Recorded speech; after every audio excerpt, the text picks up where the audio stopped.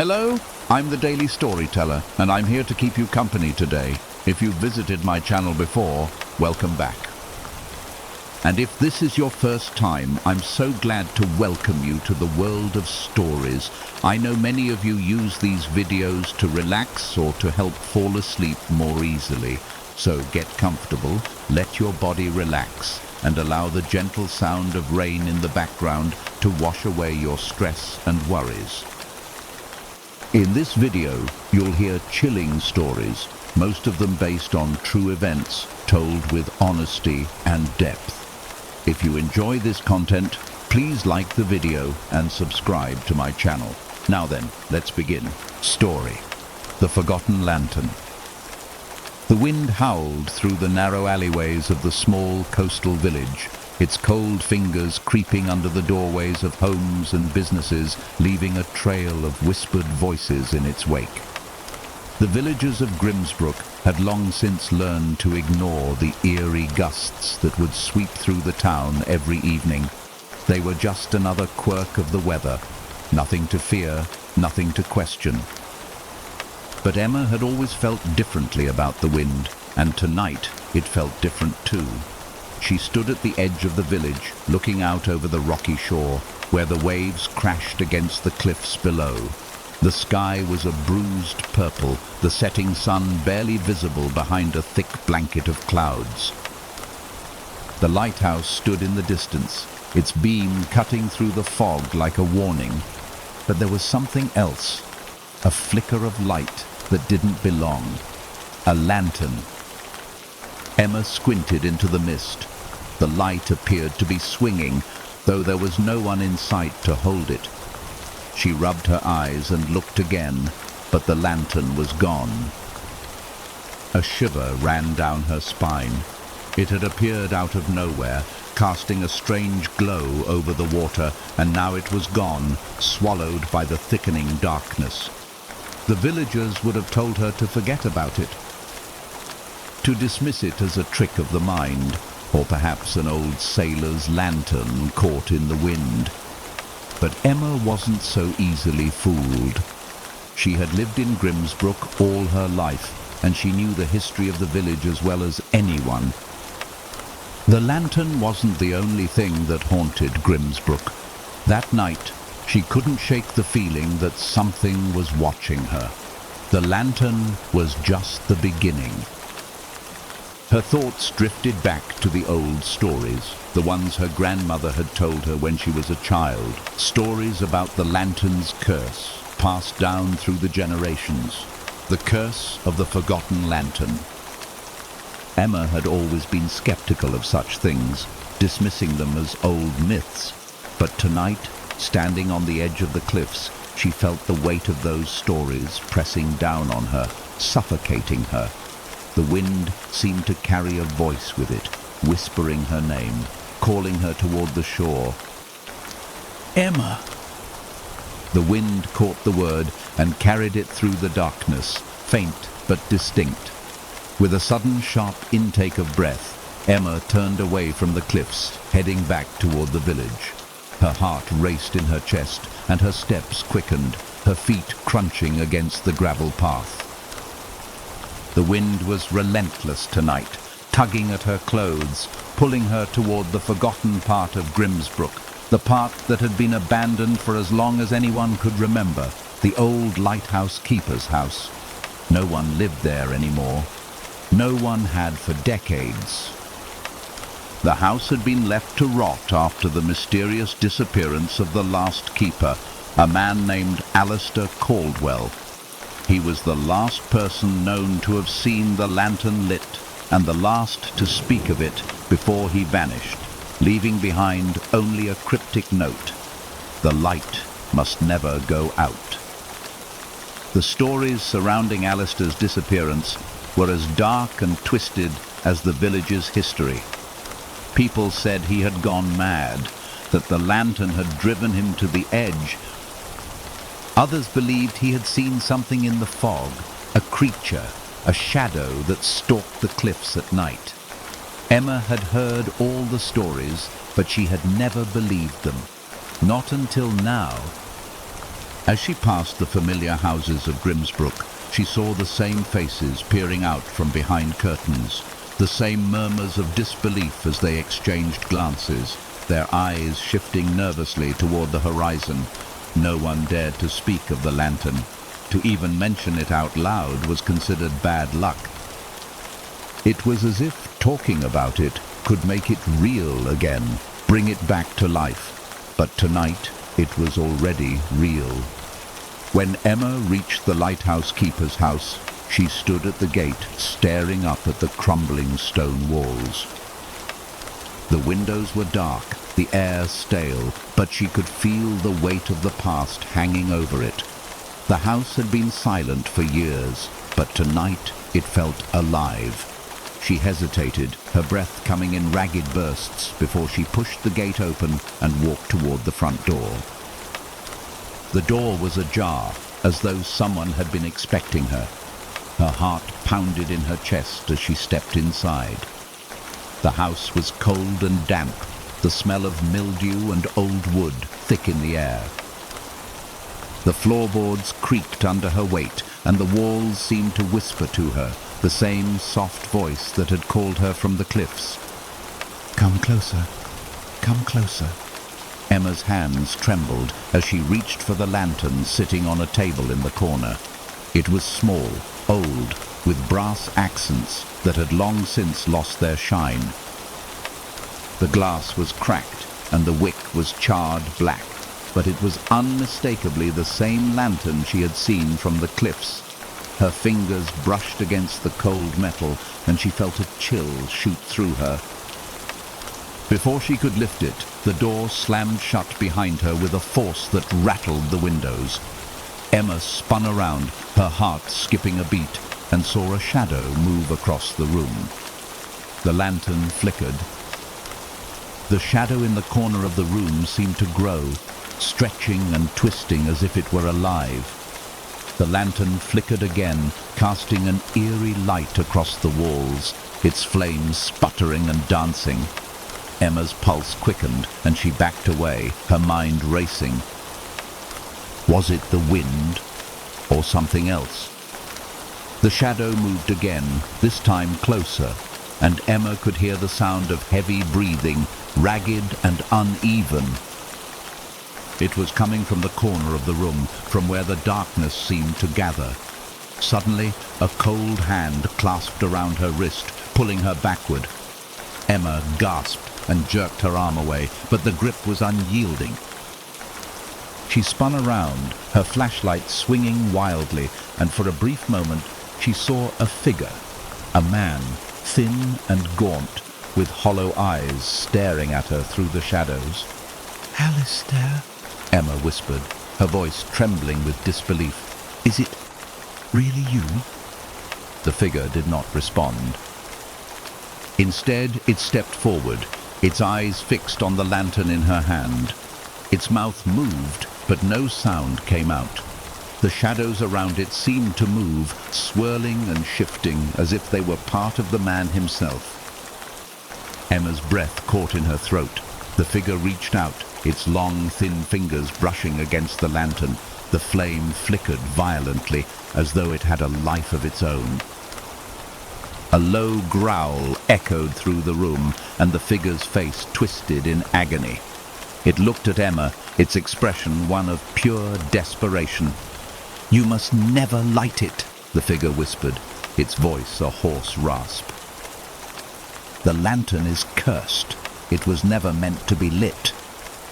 Emma's heart raced as the figure stumbled backward, disappearing into the shadows. The room seemed to tilt, and the air grew thick, suffocating. The lantern's flames sputtered and died, plunging the room into complete darkness. The whispers returned, now louder, more frantic, as if they were coming from all directions. "Leave! Leave! Leave!" Emma dropped the lantern and bolted for the door, but the moment she reached for the handle, the whispers grew louder, their voices pressing against her mind, their words indistinguishable from one another. She couldn't escape. Suddenly, she heard the sound of the lantern lighting again.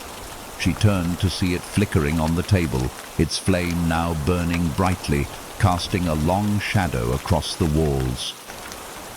But there was no figure this time, only the shadows, reaching toward her, pulling her in.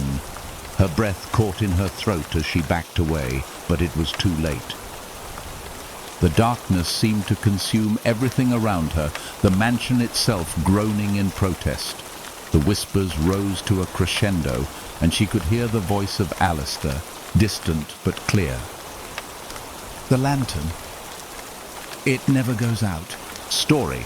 The voice in the basement. Lena had always been a skeptic. She didn't believe in ghosts, curses, or anything that went bump in the night. She was practical, grounded in reality, and nothing at all could convince her otherwise.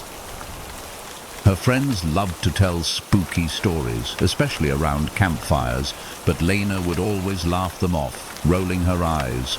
But when she inherited her grandmother's old house in the quiet, sleepy town of Blackstone, she couldn't help but feel an odd sense of unease. The house was massive, too big for just one person. The air inside felt stale, untouched by time. It had been sitting empty for years, the heavy curtains drawn, dust settling on the surfaces, and cobwebs hanging in the corners. At first, Lena was determined to make it her home. She'd always dreamed of having a place of her own, a sanctuary where she could be at peace. But something was wrong with this house. There was a strange energy to it, an unshakable feeling that lingered no matter how much she cleaned or tried to air it out. The house was a relic of a time long past, its rooms filled with faded memories of a bygone era. But it was the basement that haunted Lena. She had never been down there. As a child, her grandmother had warned her never to go into the basement, but Lena had long since dismissed that as an old woman's superstition. It wasn't until she moved into the house that she understood why her grandmother had been so insistent. The door to the basement was locked, the key nowhere to be found. For weeks, Lena tried to ignore it. She focused on settling into the house, unpacking her things, trying to make the old place feel like home. But the basement door loomed, a constant reminder of something she didn't quite understand. There was no reason to avoid it anymore. One evening, as the shadows grew long and the house creaked in the silence of the night, Lena decided to finally open the basement door. She had found the key buried in one of the old drawers, forgotten and rusted with age. It turned easily in the lock, and the door swung open with a loud groan, the hinges protesting. The air down there was damp and musty, carrying the scent of mildew and old stone. The basement was dark, the only light coming from the thin slivers of moonlight that filtered through the small, high windows. The floor was covered in dust, and the walls were lined with old wooden shelves, some of which were cluttered with forgotten boxes and crates. Lena hesitated on the top step, the faintest unease crawling up her spine, but she had to know what was down there. What had her grandmother hidden from her? She took a deep breath and descended the stairs. With each step, the air grew colder, the darkness pressing in closer. The floor creaked beneath her feet, and the silence in the basement felt almost alive, like something was waiting. At the bottom of the stairs, Lena paused, her eyes adjusting to the dim light. Her gaze fell upon an old rocking chair in the corner of the basement, its once soft fabric now frayed and torn. The chair was eerily still, as if someone had been sitting in it just moments ago. And then there was a sound, a soft whisper. At first she thought it was her imagination, but then it came again, faint but distinct. "Help me!" Lena froze. Her blood ran cold. The voice was coming from the far corner of the room, where an old, dusty trunk sat. She hadn't noticed it before, but now it seemed to pulse with a strange energy, as if it were alive. Help me. The voice was clearer now, almost pleading. Lena's heart pounded in her chest. She stepped closer to the trunk, her breath quickening. She reached for the lid, her hands trembling. The whispering grew louder, more urgent. Help me. She hesitated, her mind screaming at her to turn around, to leave. But something in the air pushed her forward. She lifted the lid of the trunk.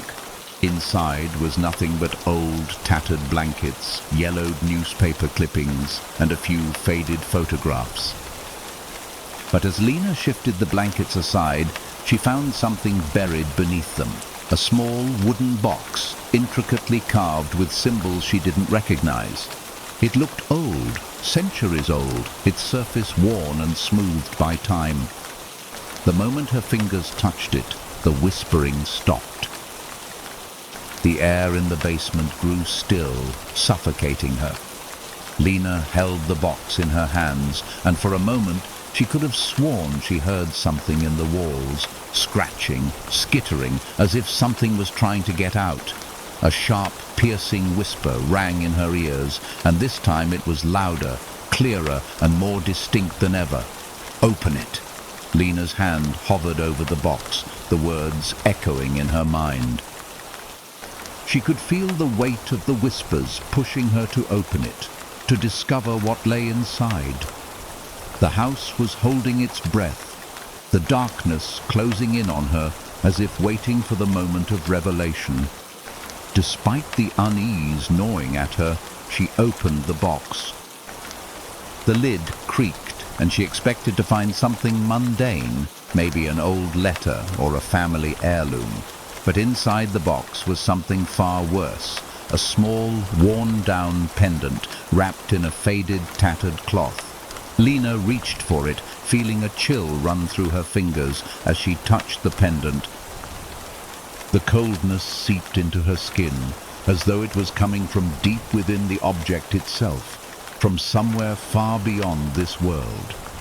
The moment she held it in her palm, the house groaned, a deep, rumbling sound, and a violent gust of wind swept through the basement. The pendant began to glow faintly. "Help me!" The voice had returned, louder now, reverberating off the walls, surrounding her, filling her mind with desperation. It wasn't just a voice anymore. It was an overwhelming presence, something dark and malevolent, pressing against her thoughts. She could feel it in her chest, a heaviness that made it hard to breathe, like the very air around her was suffocating her. "Open the door! Let me out!" Lena's heart raced, and the shadows in the basement seemed to shift, swirling around her as though they were alive. The walls felt like they were closing in. She stumbled back, nearly dropping the pendant, and then a voice, cold and sharp, rang out from the dark corner of the basement. "Leave it." Lena froze. The voice wasn't the whispering, pleading tone she had been hearing. It was something else entirely, strong, commanding, and full of malice. She turned toward the voice, and there, in the farthest corner of the basement, she saw a figure. It was barely visible at first, cloaked in the deepest shadow, but as the pendant's glow grew brighter, the figure took shape. It was tall, its face hidden beneath a hood, but its eyes glowed with a dark, unnatural light, and the air around it felt charged with an energy that made her stomach churn. "Put it down," the figure repeated, its voice no longer a whisper, but a demand. Lena felt the weight of the pendant in her hand, its coldness seeping deeper into her skin, and for a moment she thought she could hear faint screams, the sound of desperate souls trapped within the darkness. She could feel their pain, their terror, and the overwhelming need to be freed. But she couldn't. She knew that if she opened that box completely, if she allowed whatever was locked inside to be released, she would never be the same. Before she could think, before she could decide, the figure lunged toward her. With a strangled cry, Lena threw the pendant to the floor, shattering the box. The figure screamed, a high-pitched wail that rattled the walls, and the shadows around her rushed toward the pendant, consuming it in an instant. The air grew deathly still again, and for a brief moment, Lena thought she was free. But when she turned to leave the basement, she realized the whispers were louder now. The house was alive, and it had only just begun to claim her. Story, the echo of the lost souls. Grace had always been drawn to the old church at the edge of town. It was a relic of a time long past, its towering spire piercing the sky, its stained glass windows shattered by time and neglect. It had once been the heart of the town, a place of refuge for the weary and a sanctuary for those seeking peace. But now it stood abandoned, its doors long since sealed shut, its pews empty and covered in dust. Yet, despite its dilapidated state, Grace couldn't shake the feeling that something still lingered there. She'd heard the stories. People spoke of the church's haunted past, of the mysterious disappearances that had plagued the town for generations. They said the church was cursed, that it was built on sacred ground, and that the souls of the lost still roamed within its walls. Grace never believed the stories. She had always dismissed them as superstition, until the night she felt the pull to return. It was a cold autumn evening when she stood before the church's decaying doors, her breath visible in the air. The town was quiet, the streets empty, as though the entire world had gone silent. She had walked this path countless times before, but tonight it felt different. The air was thick with an eerie stillness, and as she approached the church, a sense of dread washed over her, an undeniable feeling that she wasn't alone. For a moment she hesitated, her hand resting on the cold wrought-iron gate. But something inside her urged her forward. She couldn't explain why, but she knew she had to enter. With a deep breath, she pushed the gate open, the metal creaking in protest. The air inside the church was heavy, almost suffocating. Dust motes floated in the dim light that filtered through the broken windows. The stone floor was cracked, the once beautiful pews now rotting with age. Grace's footsteps echoed through the vast, empty space, the sound reverberating off the cold stone walls.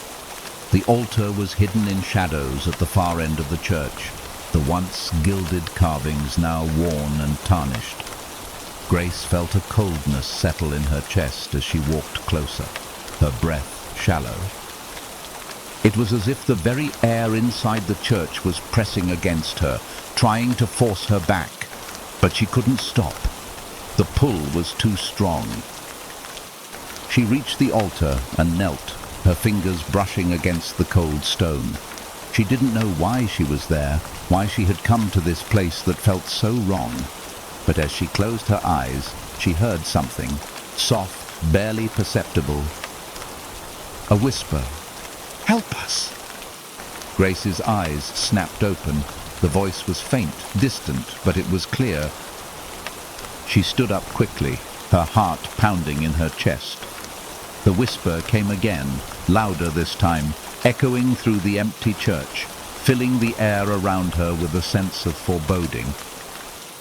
"Help us." Grace's breath caught in her throat as she turned toward the sound.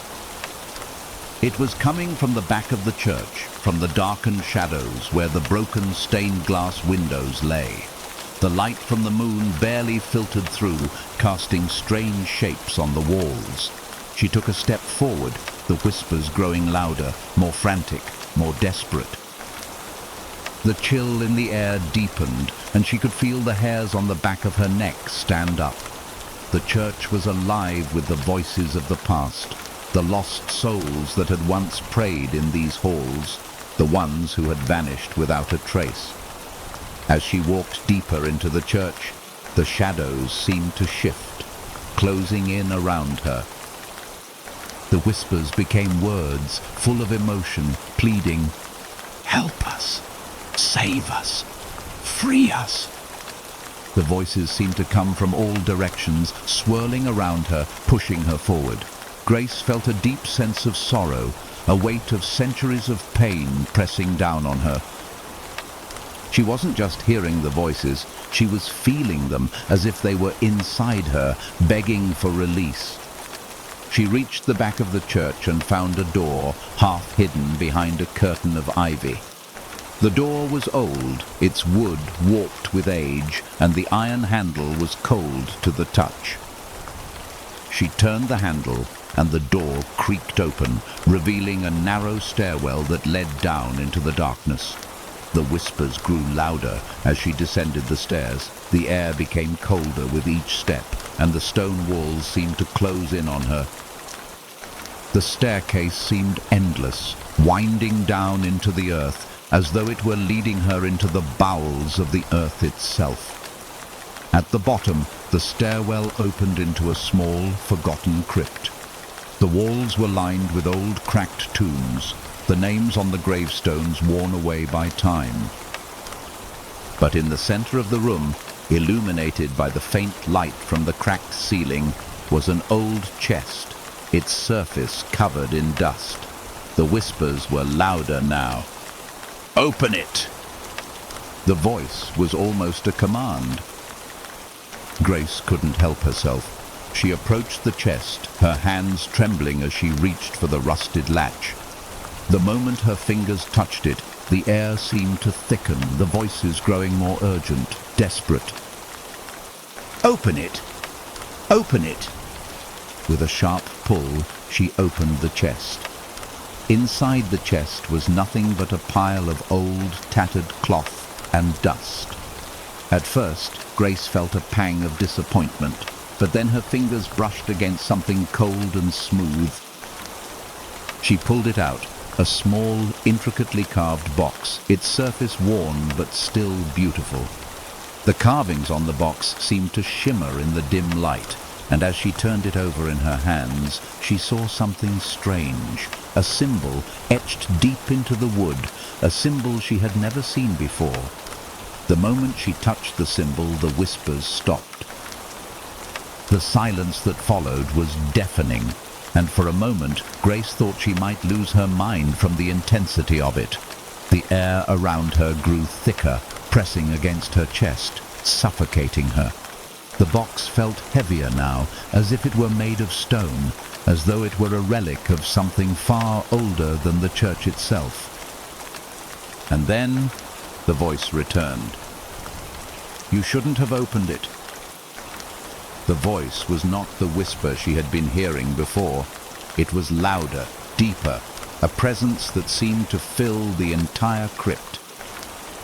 Grace stumbled back, her heart pounding in her chest. She dropped the box, and it hit the stone floor with a resounding thud. The shadows in the crypt began to shift, twisting and swirling around her. The walls seemed to close in, and the temperature plummeted. She could see her breath in the air now, a thick fog surrounding her as the darkness seemed to swallow the light. The whispers returned, louder than ever.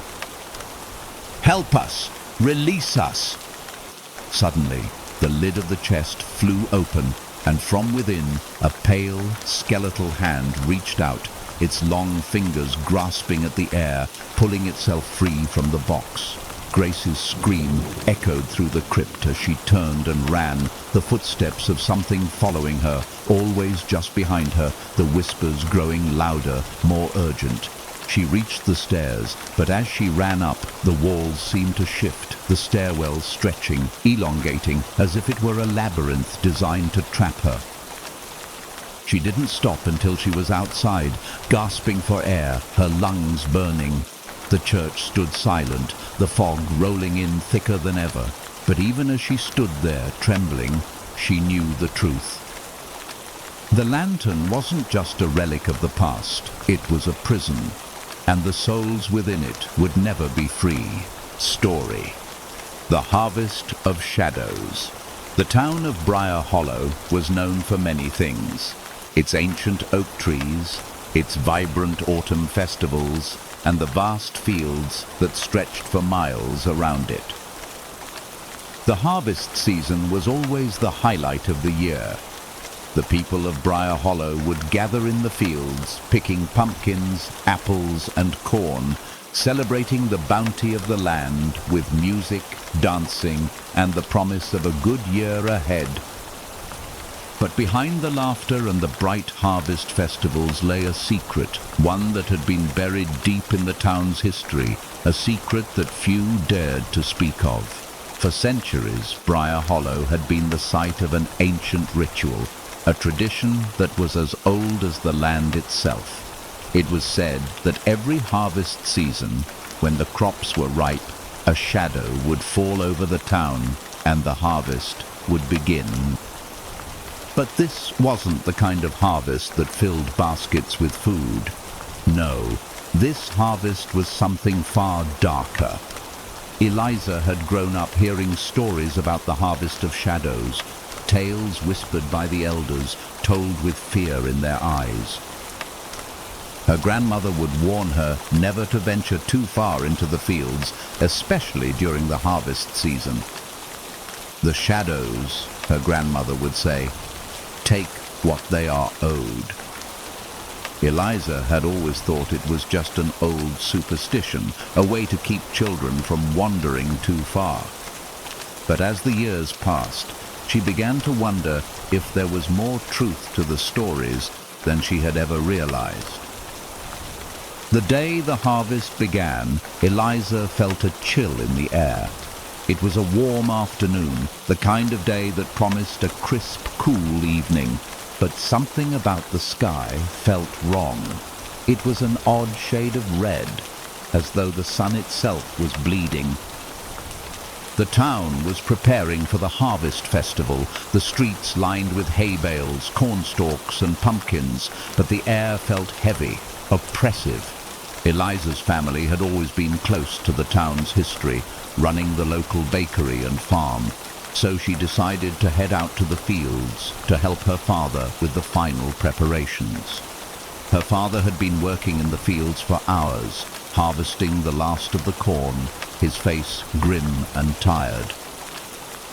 He didn't speak much, as if the harvest weighed on him more than it did on the others. "Papa," Eliza called out, walking across the dirt path toward him. "What's wrong?" Her father glanced up from the rows of corn he was tending to, his eyes filled with a strange, unspoken fear. He wiped his brow and let out a sigh. "It's nothing, sweetheart," he said, though his voice trembled slightly. "Just the harvest." "It always takes something from us." Eliza frowned, her curiosity piqued. "Takes something from us? What do you mean?" Her father hesitated, glancing around as if to ensure no one else could hear. The fields, usually so vibrant and full of life, now felt empty, their silence unsettling. "The shadows," he whispered, his voice barely audible. "They come every year. And every year they take what they're owed. The town has made a pact. We keep the crops growing and the shadows take their due." Eliza's heart skipped a beat. The shadows? She had always thought it was a myth, a story to frighten children. But now, standing in the fields with the odd red sky overhead, she wasn't so sure. The air felt thicker, colder, as though the earth itself was holding its breath. "What do they take?" Eliza asked, her voice barely a whisper. Her father looked away, his gaze distant, as though he were reliving a memory he wished to forget. The town, the land, and sometimes people. The harvest is not just about crops, Eliza. It's about something much older, something that feeds off our fear.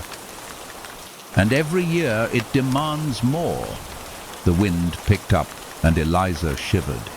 In the distance, she saw something move among the trees, a dark, fleeting shape just at the edge of her vision.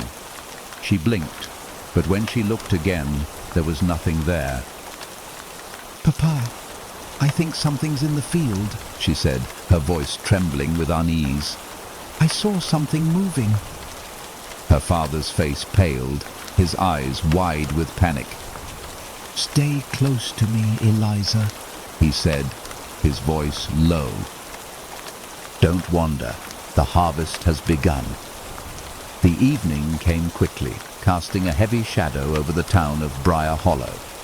The festival was in full swing, the air filled with the sounds of laughter and music, but there was an undercurrent of tension that no one seemed willing to acknowledge.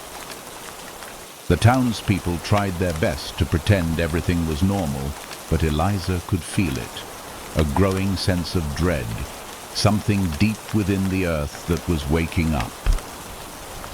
As night fell, Eliza sat with her family in the small dining room, her mind racing. Her father had warned her not to venture into the fields, and she had reluctantly agreed to stay home, but she couldn't shake the feeling that something was wrong. Something was coming.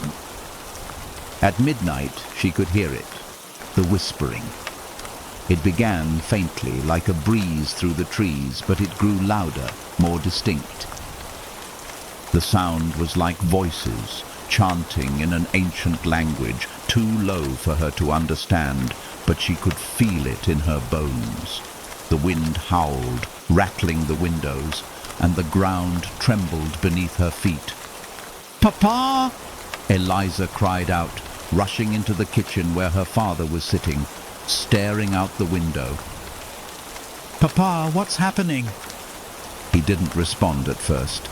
His eyes were wide, his face pale. The chant outside was growing louder, the earth itself seeming to groan under the weight of whatever was approaching. "It's them," he whispered, his voice shaking. "The shadows. They're coming." Eliza's heart raced as she stepped toward the door, but her father grabbed her arm, holding her back.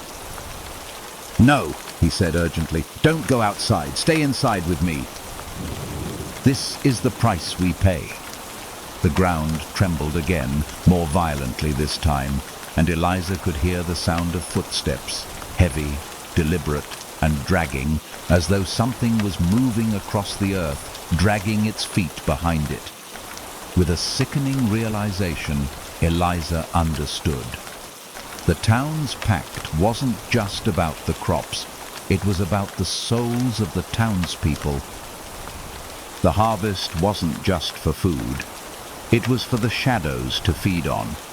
Every year they took something, someone, to keep the land fertile, to keep the crops growing. And now the shadows had come for their due. There was a knock at the door. Eliza froze, her heart racing as the door slowly creaked open, revealing nothing but an impenetrable blackness outside. The moon was hidden behind clouds, and the air was thick with a sense of dread. From the shadows, a voice called out, low and raspy, "The harvest is ready." Eliza's blood ran cold. The shadows stepped forward, emerging from the dark like smoke.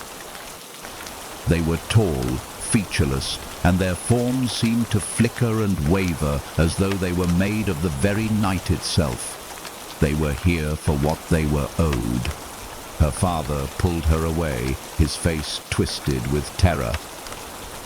"Run, Eliza! Run!" he shouted, his voice breaking, but Eliza couldn't move. The shadows were everywhere now, their whispers wrapping around her, drawing her in. They had come for her, for the harvest of shadows. Her father's scream echoed through the night, but Eliza could barely hear it over the whispers of the shadows, calling her name. "Come, come to us, Story," the silent stalker in the fog. It had been a long, exhausting day for Ethan. The office was always bustling, deadlines piling up, and the pressure never seemed to ease. As a marketing executive in the city, he was used to the chaos, the late nights, and the constant demands. But tonight, something felt different. There was an unsettling calm in the air as he left the office, stepping out into the dense fog that had rolled in from the coast. The fog was thick, more so than usual, wrapping the streets in a heavy, damp cloak. The streetlights cast pale, flickering halos through the mist, and the world seemed muffled, as if the fog had swallowed all sound. Ethan's footsteps echoed eerily in the quiet, each step amplified in the silence around him. The usual sounds of the city, cars honking, voices shouting, the hum of everyday life, were gone, replaced by a heavy, unnatural stillness. He tried to shake off the unease creeping up his spine, but the fog felt oppressive, closing in around him. He was used to walking this route every night after work, a quick 15-minute walk to his apartment. But tonight, it felt different. As he walked down the familiar street, the darkness seemed to stretch further, the fog thickening with every step he took. Ethan's breath came in quick bursts as he quickened his pace, his heart beating faster with each passing moment. It was as if something was watching him from the shadows, just out of sight. But when he turned his head to look, there was nothing. The street seemed empty, desolate. The windows of the buildings were dark, the shops closed for the night. There was no one else on the street, no sign of life. Ethan pulled his jacket tighter around himself, trying to shake off the discomfort that had settled in his chest. But the feeling only deepened. It wasn't just the fog. It was something else, something lurking in it. Ethan couldn't help but feel the hairs on the back of his neck stand on end, a primal instinct that told him he wasn't alone. He glanced around, his eyes scanning the foggy street, but there was no one in sight. No cars, no pedestrians, nothing. Yet the sense of being followed was palpable, as if eyes were boring into the back of his head. The fog seemed to press in on him, closing the world off completely. The only sounds now were his own footsteps, the faint shuffle of his shoes on the wet pavement. But then a new sound joined the symphony of silence, the sound of footsteps. They were faint at first, almost inaudible, but they grew louder with each step Ethan took. Someone was following him. His heart skipped a beat as he glanced over his shoulder, but the fog was too thick to make out anything. There was no one behind him. His breath caught in his throat, and he kept walking, his pace quickening, the sound of the footsteps growing louder still. They were too close now, and the sound was unmistakable. Someone was right behind him. Ethan broke into a jog, his breath quick and ragged, the thud of his footsteps pounding in his ears. But the footsteps behind him matched his pace exactly. With every stride he took, the sound grew louder. The presence of whoever or whatever was following him, closing in. He glanced back again, but the fog was impenetrable. No one was there. A cold sweat dripped down the back of his neck as he turned onto a side street, desperate to lose whatever shadow was tailing him. The fog swallowed the world around him, and the street seemed endless, winding through dark alleys and vacant streets. He turned another corner, then another, but the sound of footsteps continued to follow, growing louder, closer. A cold dread crept up his spine as he felt the unmistakable sensation of something moving just behind him, close enough to touch. The air seemed to thicken with every passing second, suffocating him. And the footsteps weren't just following anymore. They were right there, just a breath away. Ethan's heart pounded in his chest, and his thoughts raced. He couldn't outrun it. With a final glance over his shoulder, he saw something. A shadow, barely visible in the fog, a figure too tall, too thin, just behind him. Its outline was indistinct, its features obscured by the fog, but there was no mistaking the fact that it was there. He turned back, his legs trembling beneath him, but before he could take another step, he felt a hand, cold, clammy, close around his wrist. Don't run. A voice whispered, barely audible, and yet it felt as if the words were inside his head. Ethan's heart stopped. The grip around his wrist tightened, pulling him backward, and he was forced to face the figure that had been following him. It was tall, impossibly thin, with elongated limbs that seemed to stretch and bend unnaturally in the fog. Its face was obscured by shadows, a featureless void where eyes should have been. The figure moved closer, its presence suffocating, its breath cold against Ethan's skin. You shouldn't have come this far. The voice whispered again, low and distorted, like a breath carried on the wind. Now you belong to us. Ethan fought against the grip on his wrist, panic flooding his veins. His mind raced, his body screamed for escape, but his legs felt frozen, as if the fog itself had wrapped around him, holding him in place. The figure stepped closer, its face still hidden in the shadows. The air around Ethan grew colder, and the fog thickened, swirling around him like a living entity, closing off the world. The figure leaned in, its breath like ice on his skin. You will be the next to join the others. Ethan's mind snapped. He struggled against the figure's grip, but it was no use. There was no one around to hear his screams. No one would come. The fog had swallowed the world whole, and he was completely alone. Then, just as suddenly as the figure had appeared, it loosened its grip and stepped back into the mist. Ethan stumbled forward, gasping for air, his legs shaking beneath him. He turned to run, but his feet felt heavy, weighed down by the thick, suffocating fog. The footsteps, the figure, they were gone. Ethan stumbled through the streets, desperate to escape, but the fog seemed endless. Every street led him back to where he started, every corner just another turn into the darkness. The sense of being followed never left him. The feeling that something was always just behind him, breathing down his neck, watching him from the shadows. He ran until he couldn't run anymore, until his legs gave out beneath him, and he collapsed on the cold pavement. The fog had swallowed the city, consumed everything in its path, and Ethan was alone, trapped in a nightmare that he could never escape. The last thing he heard before everything went silent was the whisper carried on the wind.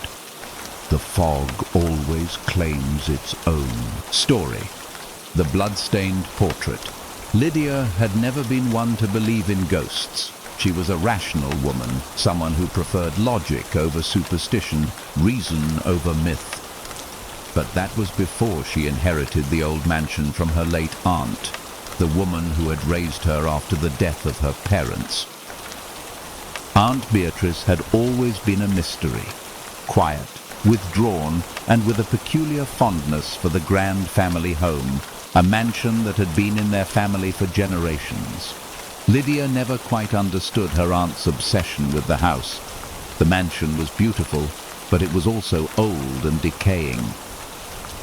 The walls were lined with heavy velvet curtains that blocked out the sunlight, and the rooms were filled with antique furniture that hadn't seen the light of day in years. There was an air of neglect about the place, as if it had been forgotten by time. When Aunt Beatrice passed away, Lydia had to return to the mansion to handle the inheritance. The moment she stepped into the house, she felt something strange. It wasn't the usual chill of an old house. It was deeper, more unsettling. The kind of chill that crept up her spine and made her question every noise, every shadow. One particular object caught her eye as she toured the mansion. a large portrait that hung in the entryway right next to the grand staircase. It was a painting of an unknown man, his face serious, his eyes dark and intense. His features were sharp, and his expression was one of cold judgment.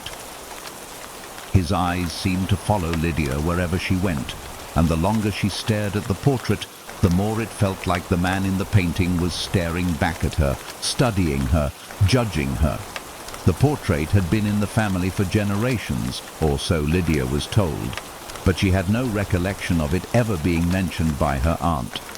It seemed out of place in the otherwise grandiose mansion, like it didn't belong among the other paintings and artifacts. One evening, after unpacking her things, Lydia decided to go to the study to sort through her aunt's papers.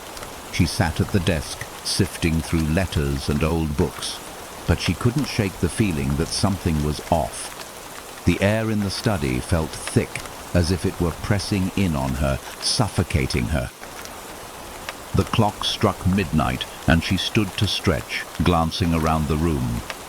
It was then she noticed something on the floor, near the base of the large portrait in the entryway, a small smear of red. At first she thought it was nothing, a trick of the light, maybe a shadow from the curtains. But when she walked closer, she realized the truth. It was blood. Fresh blood, dark and dripping from the frame of the portrait. Lydia gasped, her heart racing as she stepped closer, her eyes wide with disbelief. The blood was seeping from the edges of the frame, dripping onto the hardwood floor below. But what truly sent a wave of terror through her was what she saw in the painting itself. The man in the portrait, who had once appeared stoic and distant, now seemed to have a grim smile on his lips. The shadows around his eyes deepened, as if his features were shifting in the dim light. And there, in the corner of the portrait, was a faint outline of a woman's figure, just visible behind the man, her face obscured in shadow. The chill in the room deepened. The blood wasn't just a mistake, it was deliberate. Lydia stepped back, her mind racing. What was happening? Why was the portrait bleeding? And why did the figure of the woman seem to be moving? Suddenly, the blood stopped. The portrait returned to its original state, the blood no longer dripping. But the man's expression had changed. It was as if he was watching her, his eyes piercing through the darkness of the room. Lydia stumbled backward, feeling the walls closing in on her, the weight of the house pressing down with an unnatural force. The next morning, Lydia tried to convince herself it had all been a dream. The blood, the shifting portrait, it couldn't be real. It had to be her imagination, her stress from dealing with the inheritance. She decided to clean up the blood stain, but when she went to inspect the spot where it had been, she found nothing. The hardwood floor was clean, unmarked, untouched. The portrait was just as it had been, the man's expression cold and distant. But Lydia couldn't shake the feeling that something had changed. The house felt different. The atmosphere was heavier, the silence more suffocating. She kept seeing glimpses of the woman in the painting, appearing just out of the corner of her vision, but when she turned to look, there was nothing. The whispers began the next night. It started faintly, like a whisper on the wind, but as the days went on, it grew louder. Soft voices, muffled and unintelligible, echoing in the walls, in the rooms she hadn't visited yet. The sounds followed her, growing clearer each day, as if someone, or something, was trying to communicate with her. One evening, Lydia couldn't stand it any longer. She found herself back in the entryway, staring at the blood-stained portrait. Her hand shook as she reached out to touch the frame, the wood cold beneath her fingertips. As she touched it, the whispering grew louder, more distinct. "You must release her," the voice murmured. She cannot be free until you do. Lydia felt her breath catch in her throat. The voice was coming from the portrait itself. Her eyes widened as she stepped back, the reality of the situation settling in. She wasn't imagining this. The house, the portrait, it was alive. And the woman in the painting was trapped, just as the whispers had said. Driven by a mixture of fear and curiosity, Lydia decided to search the house for any clue that might explain the strange happenings. She combed through her aunt's old journals, letters and documents, but nothing seemed to make sense. It wasn't until she opened an old family Bible that she found something that made her blood run cold. A letter, hidden between the pages, written in her grandmother's handwriting. The blood-stained portrait is the key. It is where the curse began, and it is where it must end. If the blood is not returned to the canvas, the house will claim all who enter it. Lydia's hands shook as she read the letter again. It was clear that the portrait was more than just a painting. It was a prison, a symbol of something dark and ancient that had been passed down through generations. And now it was her turn to face the curse that had haunted her family.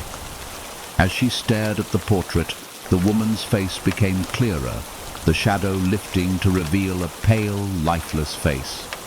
Her eyes were hollow, but her mouth moved, whispering one final message. "Help me!" Lydia's heart pounded as she realized the truth. The man in the painting, her great-grandfather, had been a part of the curse, and the woman, the one trapped in the shadows, was the key to breaking it. Without thinking, Lydia stepped forward, her hands trembling as she reached for the painting. The house groaned as if it were alive, the floor shifting beneath her feet. But she didn't stop. She pressed her fingers into the canvas, and the portrait rippled under her touch, as if the fabric of reality itself was bending. The moment she touched the painting, the room was filled with a deafening roar. The whispers turned to screams. And the portrait, it bled. Story. The last light in the abyss. Deep beneath the surface of the earth, where the sun's rays could never reach, there existed a place so dark that even the shadows refused to settle. A place where light, no matter how faint, struggled to survive. The abyss. That's what the miners called it, the vast underground cavern system that stretched for miles beneath the city. Few had ever seen it, but the stories surrounding it were enough to make anyone tremble at the thought. Thomas Carter had heard the stories. He had heard them all his life. Growing up in a mining family, he knew what the miners whispered late at night around the fire. The dark, ancient tunnels that extended far beyond the mapped routes. The lights that would flicker and go out without warning. The strange noises that echoed from the deepest corners of the caves, sounds that no human should make. But Thomas had never believed those stories. He was a practical man, a scientist by trade, and he believed in facts, not folklore. So when he was asked to lead an expedition into the depths of the abyss, he accepted without hesitation. He thought it would be just another mining job, a little deeper than usual, but no different from the countless others he had undertaken. As he descended into the cavern that first day, he couldn't help but feel the weight of the earth pressing down on him. The air was thick with dust, and the walls were slick with moisture. The deeper they went, the darker it became. The light from their lanterns barely cut through the oppressive gloom, and the sound of their footsteps echoed eerily around them. "Stay close," Thomas warned his team, glancing over his shoulder. "We don't want to lose anyone down here." The group of 5 miners followed him in silence, their faces drawn with fatigue from the long journey. They had been underground for hours, and Thomas could sense the tension building in the air. No one spoke much, and the quiet was unsettling.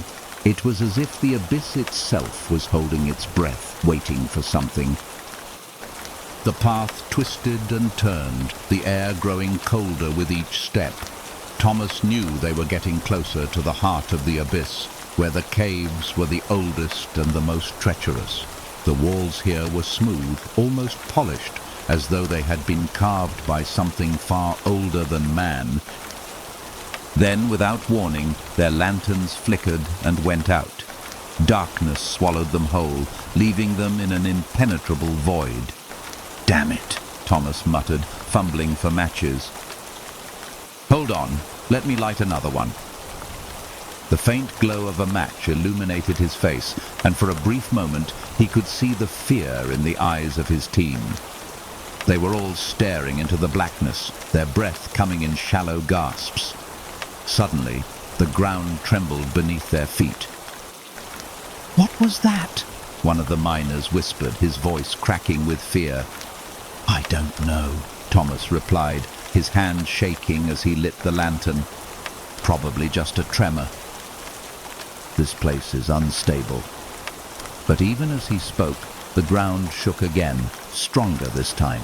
The air around them grew heavier, as though the very earth was pressing down on them, suffocating them, and then they heard it.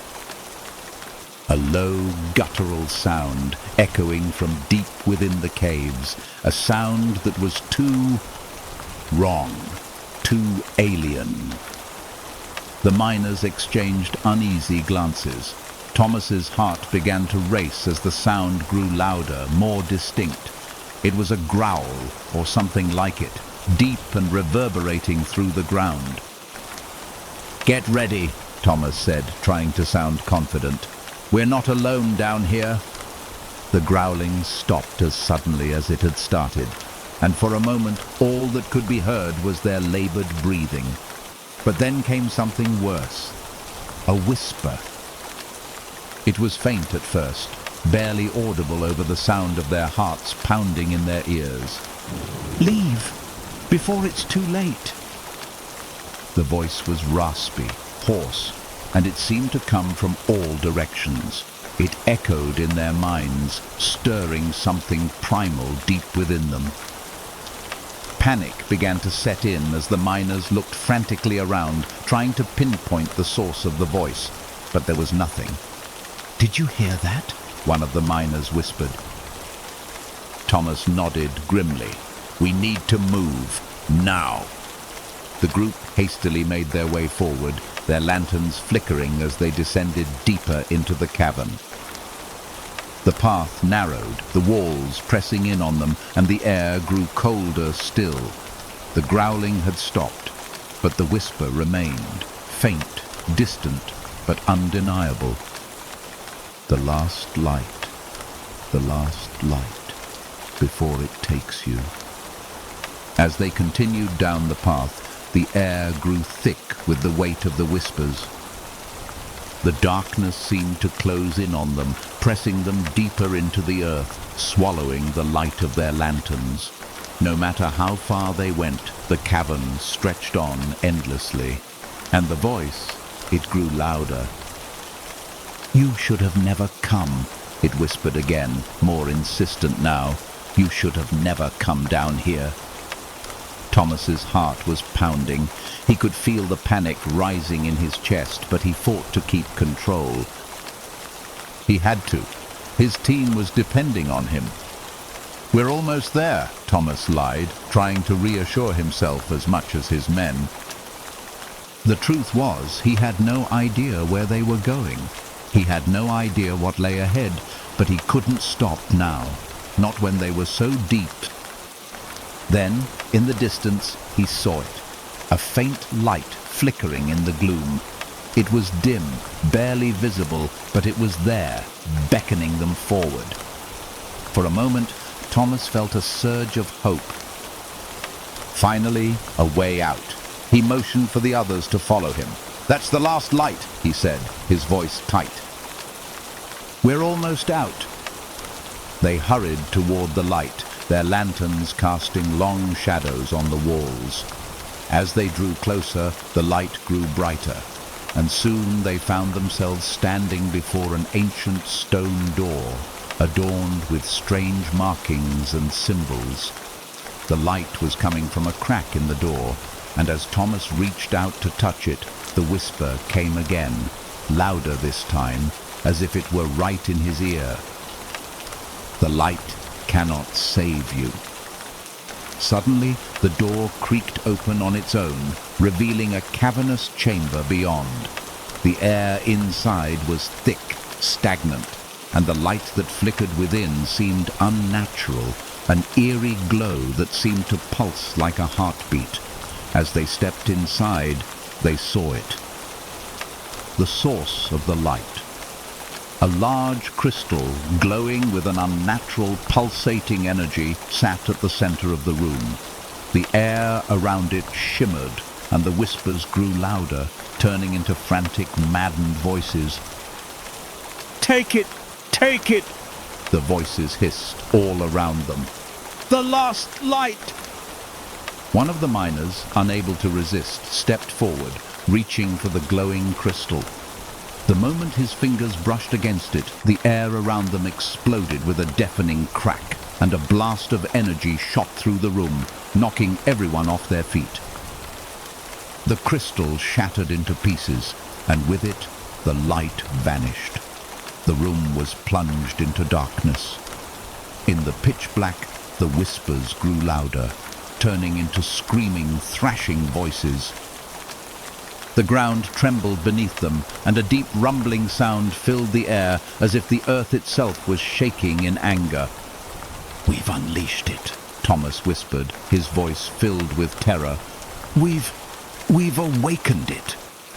The last thing he saw before the darkness swallowed them whole was the shadow of something enormous, its eyes glowing with an otherworldly light. And then everything went silent. Story: The Ghost in the Mirror. Emma had always loved antiques. Growing up, she'd collected little trinkets and oddities from thrift shops and estate sales, each one with its own history and charm. But when she inherited the old Victorian house from her late aunt, it was the grand ornate mirror in the hallway that caught her attention the most. The mirror was an exquisite piece, framed in gold leaf, its glass smooth and clear, as if it had never aged a day. It was placed directly across from the grand staircase, and every time Emma walked by, she couldn't help but be drawn to it. It wasn't just the mirror's beauty that fascinated her, it was the feeling that came with it. There was something unsettling about it, something about the way the reflection always seemed just a little off. Emma couldn't put her finger on it at first, but over time she began to notice subtle differences. The way her reflection would linger a little longer than she did, or how the shadows in the glass seemed to move independently of the room. The moments would last only a second, but they were enough to unsettle her. One evening, as the sun began to set and the shadows stretched across the floor, Emma was passing by the mirror when she caught a glimpse of something in the reflection. It wasn't her own face staring back at her. It was a figure, tall and thin, with dark, hollow eyes. The figure stood in the background, half hidden in shadow, watching her. Emma froze. She turned quickly, but the hallway was empty. The mirror reflected only the dimly lit room behind her. Her heart pounded in her chest, and she took a shaky breath. It had been nothing, just her imagination playing tricks on her. But even as she tried to convince herself, the feeling remained, the sense that she wasn't alone. That night, Emma couldn't shake the thought of the figure in the mirror. She stayed up late, the house creaking around her as the wind howled outside. The eerie silence of the mansion seemed to amplify the unsettling feeling in her chest. She went to bed, but sleep did not come easily. In the early hours of the morning, she awoke to the sound of whispering. At first, she thought it was the wind, but the whispers grew louder, and they seemed to come from the hallway. It sounded as though someone was calling her name. Emma!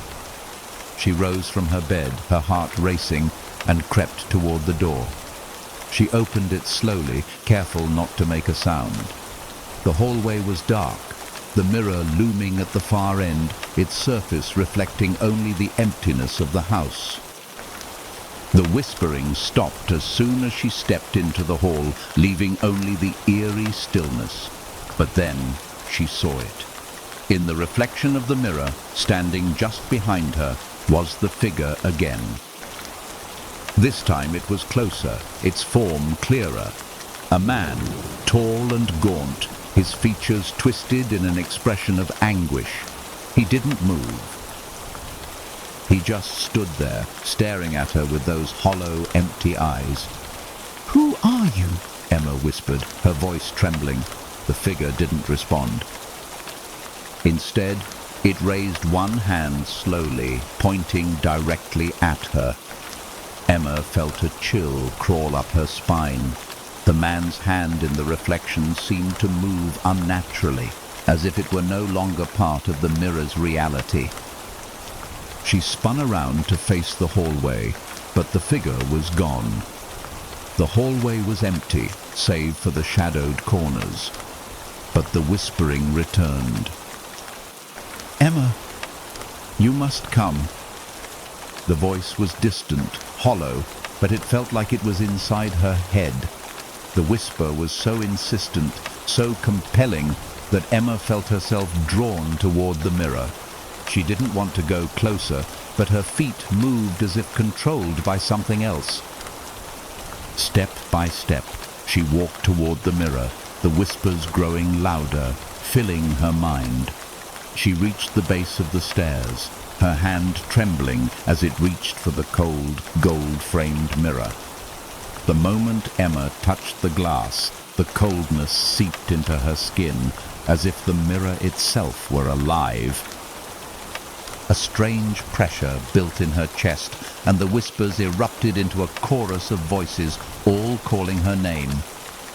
Emma! Come closer! Suddenly, the reflection in the mirror shifted. The figure of the gaunt man was no longer standing in the background. He was right there, in the mirror, his face twisted in torment, his eyes locked with hers, and in that instant, Emma felt something break within her. The man's face was no longer just a reflection. It was alive, moving as though he were trying to reach through the glass. Help me! The whispering voice was now coming from the figure in the mirror itself, his lips moving as he spoke. Emma's breath caught in her throat as the man reached forward, his hands pressing against the glass from the other side. The temperature in the hallway dropped. A gust of wind slammed against the house, rattling the windows, but the man in the mirror didn't budge. He continued to stare at her, his expression pleading. Please. His voice was hoarse, desperate. Emma stepped back, her heart pounding in her chest, but she couldn't look away. The man's figure seemed to stretch, his form distorting as he reached for her. She knew she had to break the connection, but something in the mirror was holding her captive, drawing her in. The whispers became deafening, filling the room, her mind. The house groaned as though it were alive, and she could feel the walls closing in around her. She reached for the mirror again, this time with purpose. She didn't know why, but she couldn't stop herself. Her fingers touched the cold surface of the glass, and suddenly it was as though she had crossed a boundary. The glass rippled like water, the surface bending and warping as the man's form lunged forward. The world around her spun, the hallway, the house, the air, all twisted into a blur. And then she was inside the mirror. The world on the other side was dark, the same hallway, but distorted, wrong. The walls were twisted, as though they were alive, pulsating with some terrible energy. The air was thick and cold, and the whispering voices surrounded her, all of them demanding her attention. "Come closer." The man was standing before her now, no longer a figure in a reflection, but a presence in the darkness, his hollow eyes glowing faintly in the gloom. "Help me," he whispered again, his voice filled with anguish. He reached out a hand to her, the same hand that had been pointed at her from the reflection. "What do you want from me?" Emma cried, her voice breaking. The man's face twisted in an expression of unbearable sorrow. "You freed me. Now I am yours." The walls around Emma began to shift, and the air grew thicker, suffocating. The whispers became louder, more frantic, their words unintelligible. She realized too late what she had done. She had crossed the threshold, and now the man in the mirror had crossed into her world. Her breath caught in her throat as the figure stepped closer, its presence consuming the space around her. The last thing she heard before everything went black was the man's whisper. "Now you are the reflection." Story. The hollowed house on Hawthorne Hill. The town of Ashbrook had always been a place of quiet, unassuming charm, nestled on the edge of a sprawling forest, its cobblestone streets lined with old shops and cottages. But there was one house sitting atop Hawthorne Hill that had always been a subject of whispered conversations. The hollowed house, as it was called, had been abandoned for decades, its windows dark, its once grand facade crumbling with age. No one really knew the history of the house. Some said it had once belonged to a wealthy family who mysteriously disappeared. Others believed it had been cursed, its walls forever haunted by the souls of those who had lived there. Despite the tales, the house remained standing, stubbornly refusing to collapse into ruin, its eerie presence looming over the town. Lena had heard the stories all her life. She'd grown up in Ashbrook, had played in the woods near the house as a child, though she was always told to stay away. "Don't go up there," her mother would warn her. "That house is no good. It's hollowed out, inside and out. Nothing good comes from that place." But as Lena grew older, her curiosity grew too. She'd seen the house from a distance, always wondering what lay beyond the rotting doors and boarded-up windows. The air around it seemed to hum with something unnatural. The feeling of unease that surrounded the house was palpable, and yet it was a challenge to her to figure out what made it so unnerving. One crisp autumn afternoon, after weeks of being haunted by the house in her thoughts, Lena decided to finally venture up to Hawthorne Hill. The chill in the air was sharp, and the trees surrounding the hill had shed most of their leaves, their skeletal branches swaying with the wind. She climbed the steep path that led up to the top, the wind howling around her as if trying to push her back. When she finally reached the base of the house, her heart skipped a beat. The hollowed house loomed before her, its structure tall and foreboding. The once beautiful Victorian architecture was now worn and decayed, with vines creeping up the walls and covering most of the windows. The door was partially ajar, and an unnatural silence hung in the air, as though the house had been waiting for her. Lena took a deep breath, pushing the feeling of dread deep into the back of her mind. She stepped inside. The door creaked loudly as it swung open, the air inside thick and stale, as though no one had breathed here in years. The house smelled of dust, mildew, and something older, something she couldn't quite place. As her eyes adjusted to the dim light, she saw the grand staircase in front of her, the banister cracked and peeling, the steps covered in dirt and grime. The walls were lined with faded wallpaper, the patterns barely visible under the layers of dust. It was as if the house had been frozen in time, abandoned by its inhabitants, but left with everything still in place, except for the strange emptiness that filled the air. Lena moved cautiously through the house, exploring room after room, each one darker and more oppressive than the last. There was a drawing room with shattered furniture, a dining hall with a long decaying table still set with plates and cups, though the dust had settled thickly over them. The kitchen was covered in cobwebs, the oven rusted shut, and the sink filled with stagnant water. But it wasn't until she reached the attic that things started to feel wrong. The stairs creaked as she ascended, and the air grew colder with each step. When she reached the top, the attic door was half open, as though inviting her in.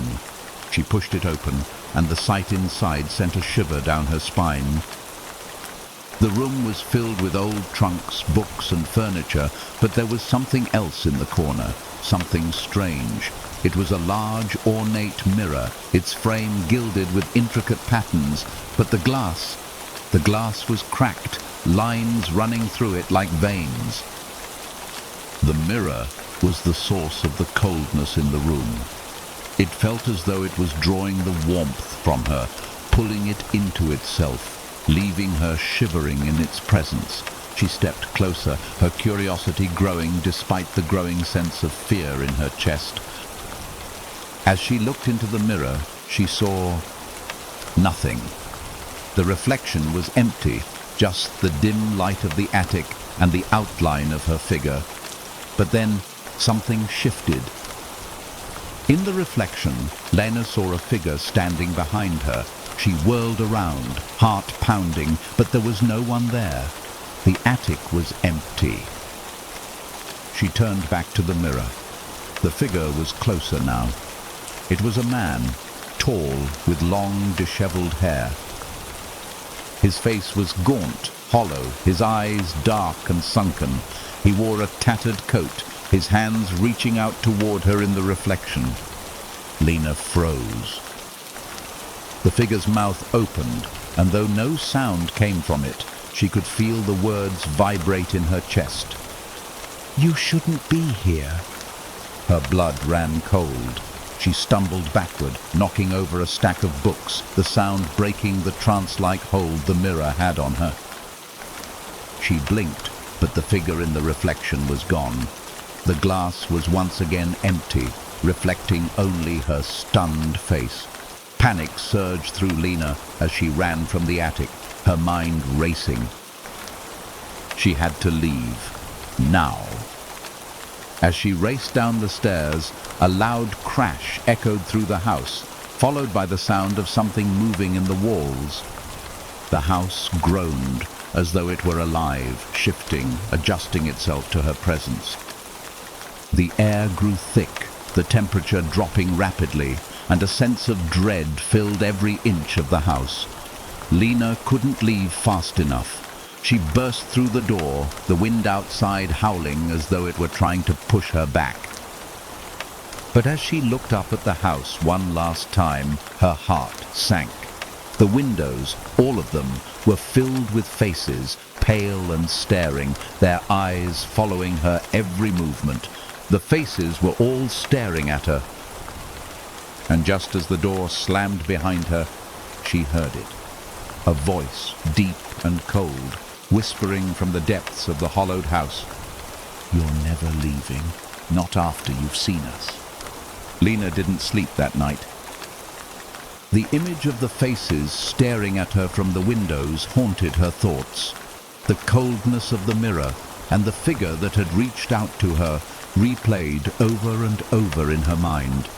She could feel the presence of the house lingering around her as though it had followed her home. Every creak of the floorboards, every gust of wind outside her window felt like it was coming from the house. The next morning she couldn't shake the sense of dread that clung to her. She decided to return to the house. She had to know what was going on, what was happening there, why she had seen those faces. She gathered her courage and walked back to Hawthorn Hill. As she approached the house, the front door was wide open, as though inviting her in. The air around it felt different this time, thicker, heavier, as if the house was waiting for her.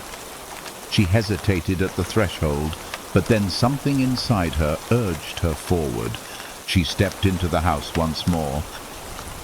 The smell of mildew and dust was overpowering, and the silence was suffocating.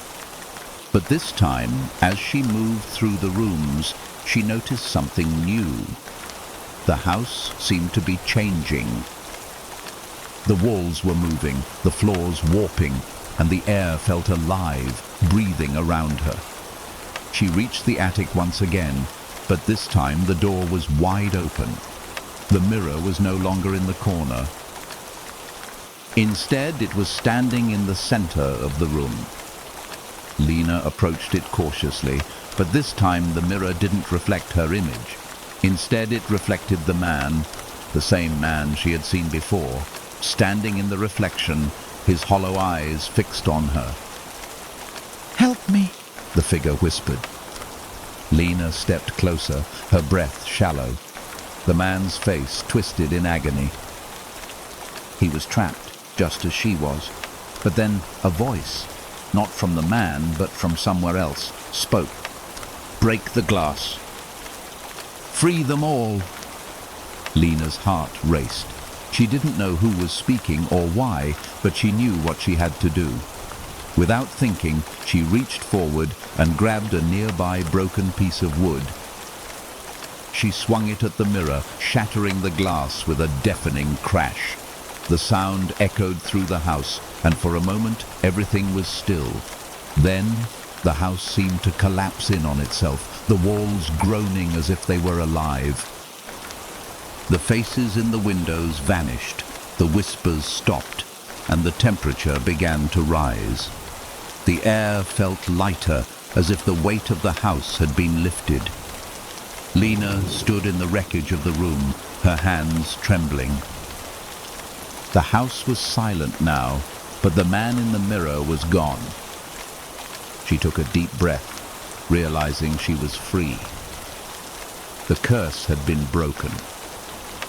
But as she left the house for the last time, she couldn't shake the feeling that somewhere, deep in the bowels of the hollowed house, something was still watching. Story. The Mark of the Sinister Eyes. There was a house at the edge of Maple Street that no one dared to approach, not after dark.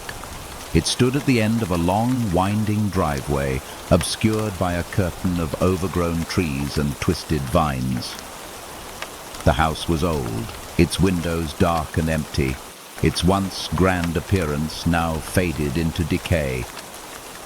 The locals referred to it as the House of Eyes, a name that had been passed down for generations, whispered by those who had heard the stories but never dared to venture close enough to confirm them. Jenna had heard the stories, everyone in town had heard them. But she was different. She wasn't afraid of old ghost stories or haunted houses. She didn't believe in superstitions or curses.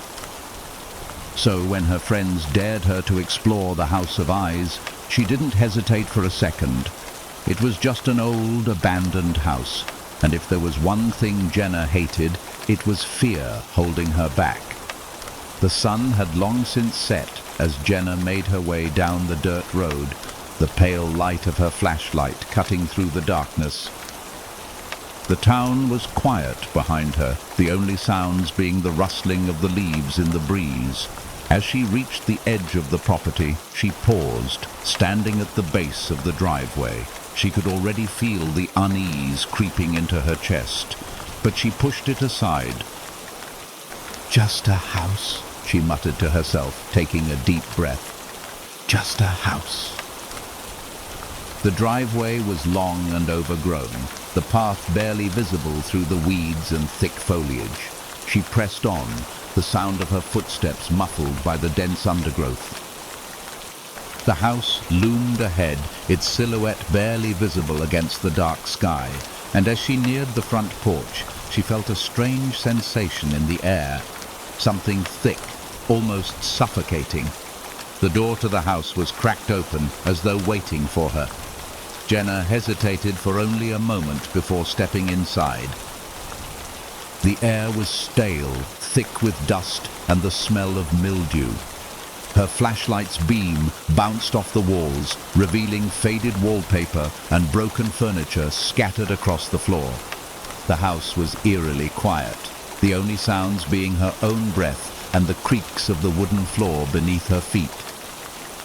She made her way deeper into the house, the feeling of being watched growing stronger with each step. It wasn't until she reached the living room that she saw them. Eyes. Painted on the walls, the ceilings, and even the furniture, dozens of eyes, all staring at her, their pupils dark and cold, their gazes following her every movement. Some were large and exaggerated, others small and distorted, but all of them seemed to carry a sense of malevolence, as though they were alive and watching her every move. Jenna's heart skipped a beat. This was it. The reason no one came near the house. She had heard the stories, the ones about the eyes, the strange eyes that appeared everywhere, following anyone who dared enter. But seeing them all at once was far worse than she had imagined. She turned quickly, her breath coming in short, panicked gasps. But no matter where she looked, the eyes were there. They seemed to be everywhere. On the walls, in the corners, on the furniture, as if the house itself was alive, staring back at her. She rushed toward the front door, but as she reached for the handle, she froze. The door wouldn't open. Her pulse quickened and she tugged harder, but the door remained stuck. She glanced around, her panic rising as she realized something even more terrifying. The eyes had begun to move. They weren't just painted on the walls anymore. They were shifting, opening and closing, following her every movement. And then she saw the one on the wall in front of her. It was different from the others. Larger, more detailed. Its pupils were dark, but there was something else in them, something alive. A shape began to form in the center of the eye, a shadow moving within it, twisting and coiling. Before she could move, a voice, low, distorted, whispered from the walls around her. "You've come." Jenna's heart hammered in her chest as the voice echoed around her, filling the room. The air grew colder, and the walls seemed to pulse with a life of their own. She couldn't breathe. Her legs felt like lead, her body frozen in place. The eyes, they weren't just watching her anymore. They were waiting. From the center of the largest eye on the wall, a figure began to materialize. At first, it was just a shadow, but as it took form, Jenna could see it clearly.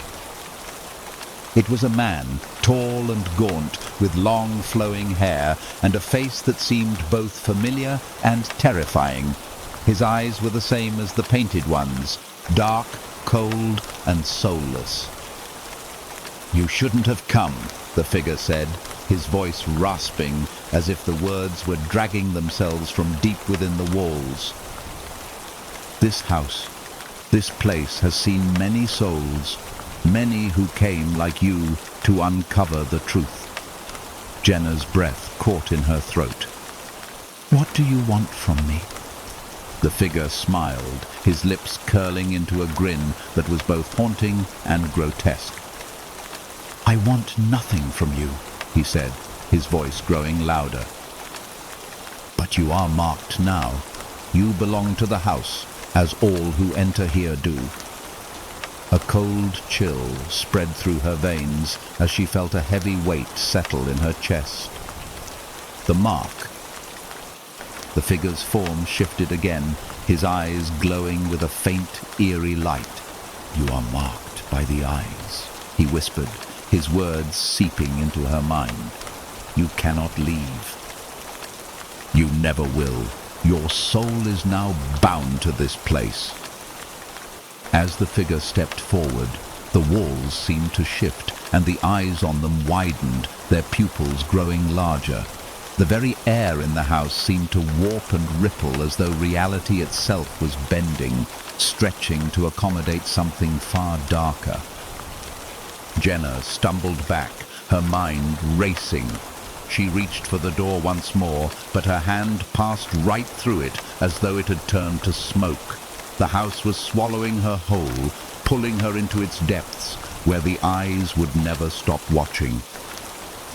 There was no escape. The figure stood before her now, his hand reaching out, his long fingers brushing her cheek. His touch was cold, like ice. "You are one of us now," he whispered, his breath a cold gust against her ear. "You will stay here, just as they all did, and the eyes will watch over you forever." The room spun, the walls closing in, the eyes growing larger and more oppressive with every passing second. The house had claimed her. The last thing Jenna saw before the world went dark was the reflection of her own eyes, wide with terror, staring back at her from the walls.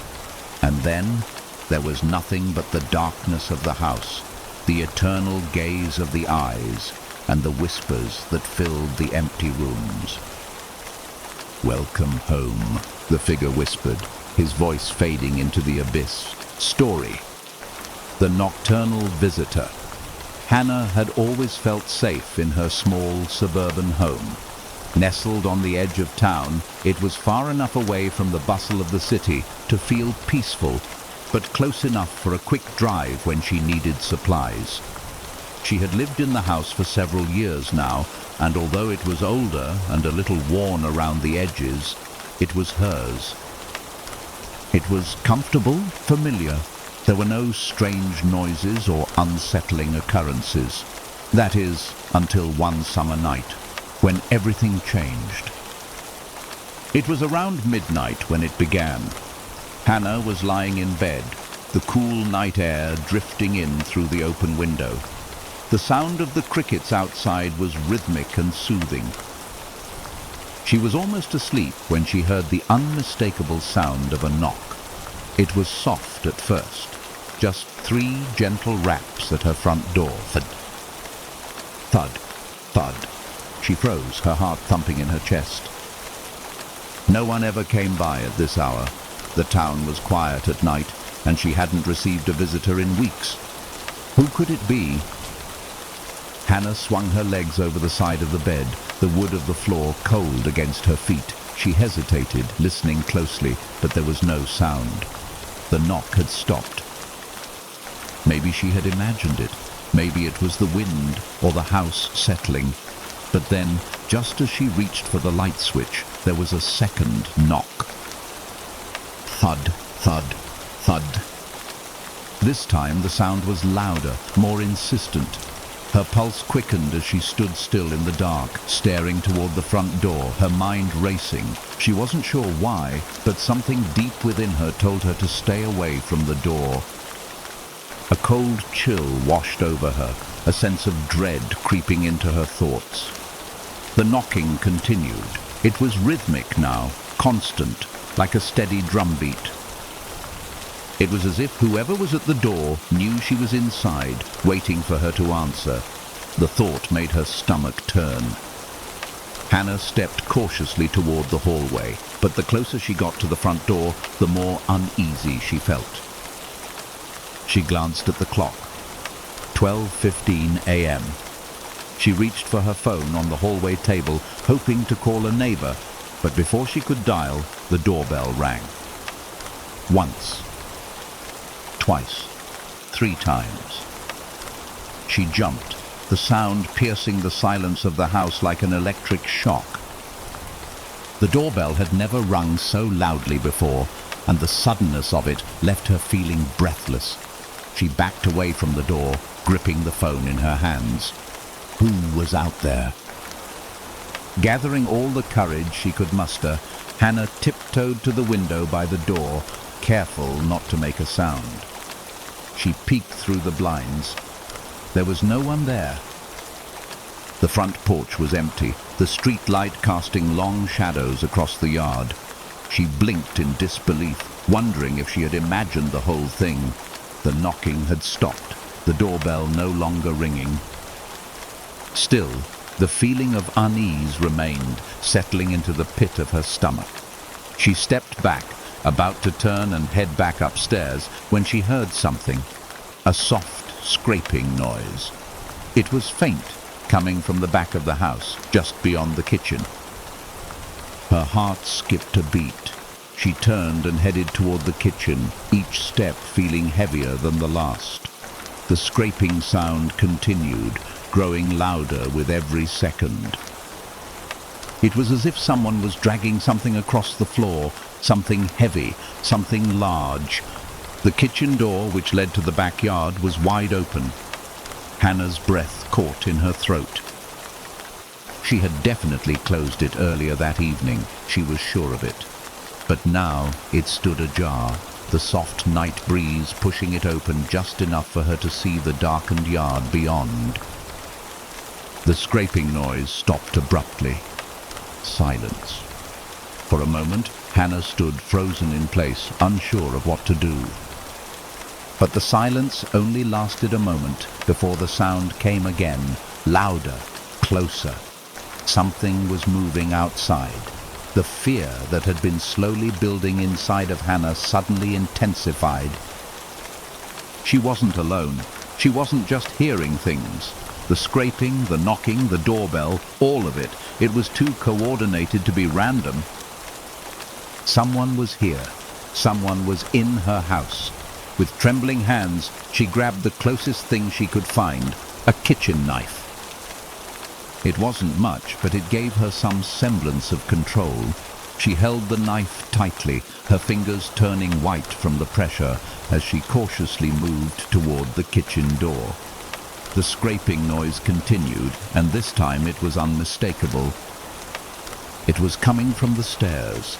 Her blood ran cold. The only way up from the kitchen was the narrow staircase that led to the second floor. The noise was coming from above her, and it was getting closer, step by step, as though whatever was making the noise was climbing the stairs. With a quick glance, she bolted toward the hallway and up the stairs, moving as silently as possible. Her breath was shallow, her pulse quickening with every step. She had to get to the bedroom. She had to lock herself in. As she reached the top of the stairs, she heard it, the soft thud of footsteps behind her. But when she turned around, there was no one there. Her bedroom door was open, the dim light from the hallway spilling into the dark room. She rushed inside, slamming the door behind her and locking it. For the first time, she felt a semblance of safety. She leaned against the door, gasping for air, when suddenly the bedroom light flickered, and then went out. The room was plunged into darkness. Hannah stood frozen, listening to the silence. She couldn't see anything. She reached for her phone, but as she pulled it from her pocket, it slipped from her hands and fell onto the floor with a soft thud. Who's there? She whispered, her voice trembling.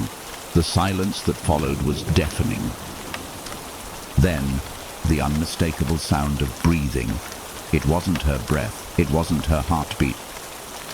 It was something else, something unnatural, just behind her. She spun around, but no one was there, except in the reflection. She turned slowly, her breath caught in her throat, to see the mirror across the room. In the reflection, there was someone standing behind her, a figure in dark, tattered clothing, their face obscured by shadows. But there was something else that froze her in place. The figure's eyes. They were glowing, bright, sickly yellow eyes staring directly at her. The figure stepped forward in the reflection, but the room around her remained empty. Then The figure opened its mouth, revealing rows of sharp teeth, and whispered one word: "Run, Story." The cursed shipwreck. There was a place along the coastline of Greystone Bay that the locals called Dead Man's Cove. The name was whispered with a mix of fear and reverence, a place avoided by all who knew its legend. The rocky cliffs were jagged, the waters dark and turbulent, and the shipwrecks that littered the shoreline were the remnants of sailors who never returned. Elliot had heard the stories all his life. He had grown up near Greystone Bay, the son of a fisherman, and though he was no stranger to the sea, he always knew to stay clear of Dead Man's Cove. It was a place where boats often disappeared, where the tide seemed to swallow anything that ventured too close, and the stories of the cursed shipwrecks were told around campfires and in the local tavern. But Elliot was different. He wasn't like the others. He didn't believe in ghosts or curses. His mind was analytical, and he wanted to know the truth. There was one wreck in particular that caught his attention, a massive ship, the Seawolf, that had sunk just off Dead Man's Cove more than 100 years ago. The stories said it was cursed, that it carried treasures beyond imagination, and that it was doomed to haunt the waters of Greystone Bay for eternity. Elliot had always been drawn to the story of the Seawolf, its history shrouded in mystery. No one had ever managed to recover its treasure, and over the years the wreck had become a symbol of the bay's dark history. But Elliot was determined to find it. He had spent years studying maps, old maritime journals, and the logs of sailors who had attempted the dangerous journey to uncover its secrets. One stormy evening, after weeks of preparation, Elliot set out in his small fishing boat to find the wreck. He knew the risk. The tides in Greystone Bay were unpredictable, and the waters around Dead Man's Cove were treacherous, but Elliot was determined to uncover the truth. As he sailed closer to the cove, the wind howled louder and the waves grew rougher, slapping against the sides of his boat. The cove was a dark place, the cliffs looming overhead like jagged teeth, and Elliot could barely make out the faint outline of the wreck through the fog. The air grew colder, the water darker, and something in the back of his mind made him hesitate. But the allure of the Seawolf's treasure was too much. He dropped anchor just outside the wreck, preparing to dive. The water was cold and murky, and the waves churned with a malevolent energy. He secured his diving gear and slipped into the water, the coldness of it taking his breath away as he descended into the depths. The light from the surface quickly faded, and soon he was surrounded by the blackness of the ocean floor. The wreck of the Seawolf loomed ahead of him, its broken hull barely visible in the dim light. It was larger than he had imagined, the decaying timbers twisted and jagged, the ship's bones hidden beneath layers of seaweed and debris. Elliot swam closer, his heartbeat quickening as he moved toward the ship's remains. The wreck was eerie in the silence of the deep, a reminder of the lives lost here. As he approached the ship, his flashlight flickered, casting long, unsettling shadows across the wreck. Then he saw it. A shape. Something moving beneath the wreck. Something that shouldn't have been there. Elliot froze. It was too big to be a fish, too dark to be a shadow. He strained his eyes, trying to make out what it was, but the more he stared, the more it seemed to shift, twisting and writhing in the water.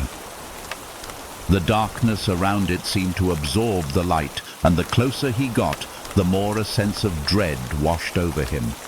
He turned quickly, his heart pounding in his chest, but it was too late. A hand shot out of the water, grasping his ankle with a cold, unrelenting grip. Elliot gasped in panic, his breath caught in his throat, but the hand held fast. It dragged him toward the wreck. and in his frantic attempts to free himself, he saw it, the thing that had been hiding beneath the wreck. It was a figure, humanoid in shape, but twisted and distorted. Its skin was pale, almost translucent, and its eyes were black, hollow voids that seemed to suck the light from the water. Its mouth was a wide, gaping hole filled with rows of jagged teeth, and its long fingers curled around Elliot's leg like iron shackles. In a surge of terror, Elliot kicked and struggled, but the figure pulled him closer, its grip tightening with each passing second. He could feel the coldness of the creature's touch seep into his very bones, freezing him from the inside out. The dark, watery abyss seemed to close in on him, and the air in his lungs began to burn. He needed to surface, but he couldn't break free. Elliot's vision began to blur, the edges of the world around him fading into darkness. The creature's eyes seemed to pierce into his soul, drawing him into its hollow depths. Just as his body began to give way to the darkness, a strange sound broke through the water, the sound of a bell tolling softly, faintly, from deep within the wreck. It was a familiar sound, one that seemed to vibrate through the water itself. Elliot didn't know why, but he felt an overwhelming compulsion to follow it. The grip around his ankle loosened for a moment, and he seized the opportunity. With what little strength he had left, he swam toward the tolling bell, his heart racing in his chest. As he swam deeper into the wreck, the creature lingered in the shadows, its eyes watching him. The bell's toll grew louder, and soon Elliot saw it, the source of the sound. There, in the center of the wreck, was a large, ornate bell, its surface covered in barnacles and seaweed. The bell was cracked, its tone distorted by years of decay, but it was unmistakable. The bell of the sea wolf. And in front of it, standing in the water, was a figure, a man, his features faint and blurred by the years, but his eyes, those eyes, were unmistakable. They were dark, like the creature's, and they seemed to hold centuries of pain and regret. "You shouldn't have come," the figure said, his voice a low, mournful whisper that seemed to come from everywhere. "The wreck has claimed many souls, and now you belong to it." Elliot's body trembled as he reached out toward the bell, his fingers brushing the cold metal. The creature lurked behind him, its presence a suffocating weight. "Leave now," the figure continued, his voice filled with sorrow. "This place is cursed. It will never let you go." But Elliot wasn't listening. He had come for the treasure, and now he understood. The treasure was never gold or jewels. The true treasure of the sea wolf was the curse itself. The souls trapped within the wreck, forever bound to the depths of the sea. In that moment, Elliot understood what had to be done. He had to free them. With one final burst of strength, he grabbed the bell and pulled it with all his might. The bell rang loud and clear, the sound reverberating through the depths. The creature screamed in agony, its form writhing and distorting as the sound of the bell filled the water. And then, with a final deafening crash, the creature was gone. The darkness began to lift, and the waters grew calm once more. Elliot surfaced, gasping for air, his lungs burning. The wreck of the sea wolf slowly began to crumble, pieces of the ship floating away, leaving nothing but the stillness of the sea behind. The curse had been broken, but Elliot knew that it would never truly end. There would always be those who sought the wreck, those who would listen for the toll of the bell, drawn by the promise of a treasure far more dangerous than any gold. And as he swam back toward the shore, he couldn't shake the feeling that the sea wolf wasn't finished with him yet. Story, The Whispers in the Well. Tucked away on the outskirts of the small, sleepy town of Ridgeview, hidden behind overgrown thickets and ancient trees, was an old well, forgotten, abandoned, and almost entirely swallowed by the earth. The townsfolk called it the Whispering Well because of the rumors that had surrounded it for as long as anyone could remember.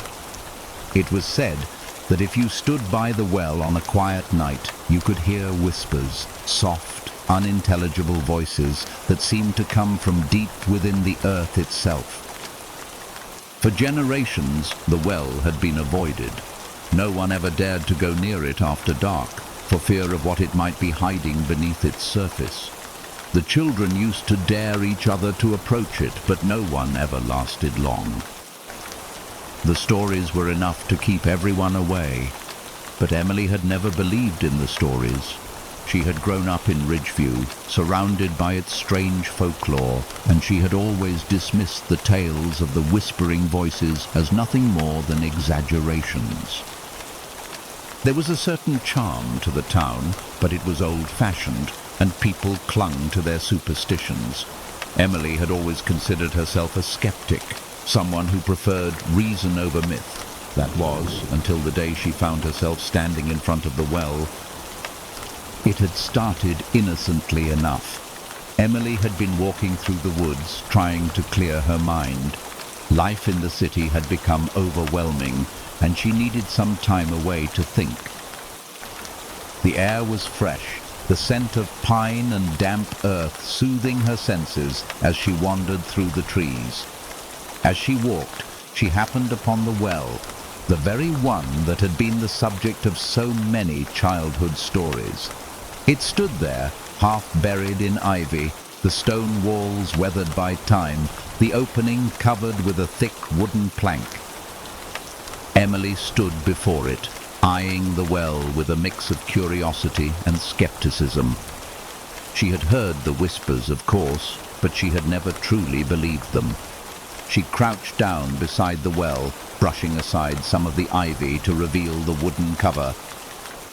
The surface was old, cracked in places, but it still seemed sturdy. For some reason, she couldn't resist the urge to lift it. She grabbed the edge of the board and pulled it off, revealing a deep, dark hole. The air that wafted up from the well was cold, carrying with it a scent of damp stone and earth. The stillness of the surrounding woods only made the moment feel heavier, as if the very forest were holding its breath. She leaned in closer, peering into the depths of the well. And then she heard it, a soft murmur, barely audible at first. At first she thought it was the wind, or perhaps the rustling of leaves. But the sound grew louder, more distinct, and before she could react, she heard the unmistakable whisper of a voice. Emily. The name was drawn out, soft and beckoning, as though it was coming from the very depths of the well itself. Her heart skipped a beat. Her name? How did it know her name? There was no one around. There was no one else. Frozen in place, she leaned over the edge, trying to make out the words. But the voice wasn't clear, not entirely. It was like hearing someone speak underwater, distorted, distant, and layered with an eerie resonance. The sound was unnerving, as though something, someone, was trying to reach through the darkness, through the centuries, to make contact with her. Emily, the voice repeated, this time more insistent, more desperate.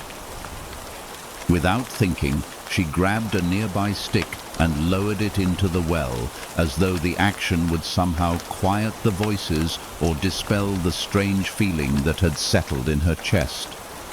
But the moment she did, the whispers grew louder. Listen. The voices were suddenly clearer, almost tangible.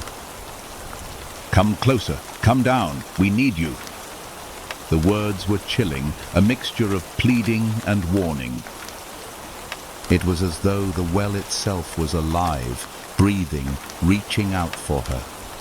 No, Emily whispered to herself, but her hand seemed to move on its own, reaching for the edge of the stone. She couldn't tear her eyes away from the well. The voice was compelling, drawing her in, tugging at something deep inside her, something that said she couldn't leave, not now. The wind seemed to pick up, swirling around her, as if the forest was alive with anticipation. Emily stepped back, her feet unsteady beneath her as she tried to regain control of her thoughts. She needed to get away from here. But as she turned to walk away, something caught her foot. She stumbled and fell forward, her hand reaching for the well's edge to steady herself. And then she heard it again. The voice, clearer now, unmistakable. "Stay with us, Emily." The voice was closer now. It wasn't just in the well anymore. It seemed to surround her, emanating from the very trees, the very ground beneath her. The air felt thick, as if something unseen was pressing down on her chest, suffocating her. The whisper was a siren's call, pulling her back toward the well, urging her to listen, to fall into the depths of the darkness. Her breath quickened as her heart pounded in her ears. This was no longer just a story. This was real, and something was happening to her. She could feel the ground beneath her feet growing unstable, the world around her becoming distorted. The trees, once comforting, now seemed to loom over her, their branches twisting into skeletal shapes, reaching for her. The whispers continued, growing louder, and in the chaos, Emily noticed something strange, a figure in the shadows. It was just beyond the edge of her vision, a shape moving through the trees, but it wasn't quite clear. A silhouette, too dark to make out, but undeniably present. "Come to us, Emily." The voice wasn't coming from the well anymore. It was coming from the trees, from the ground, from everywhere.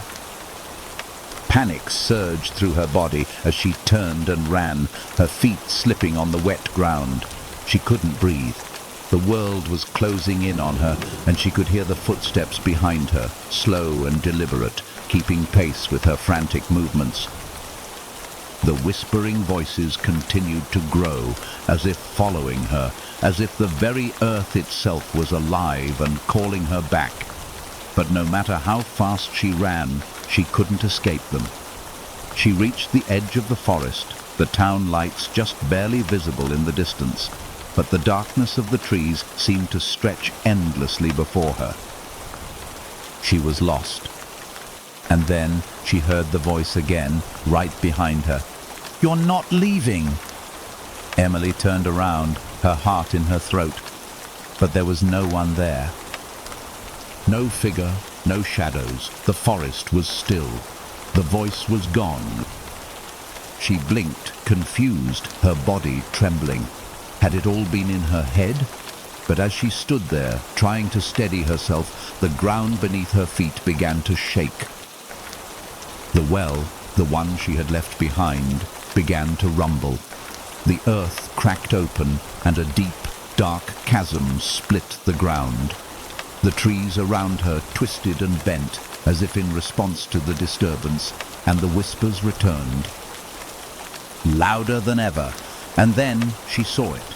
Emerging from the cracks in the earth, a figure climbed up from the well. The same figure from before, his face still dark and formless, his eyes hollow and empty, reaching for her. "You've come back. You've awakened us." Emily stumbled back in terror, realizing with a sickening certainty that she was the one who had unleashed something far worse than she had ever imagined. Story: The Creaking Door of Nightmares. Maggie had always been a night owl. The silence of the late hours gave her peace, a rare moment of solitude amidst the chaos of daily life.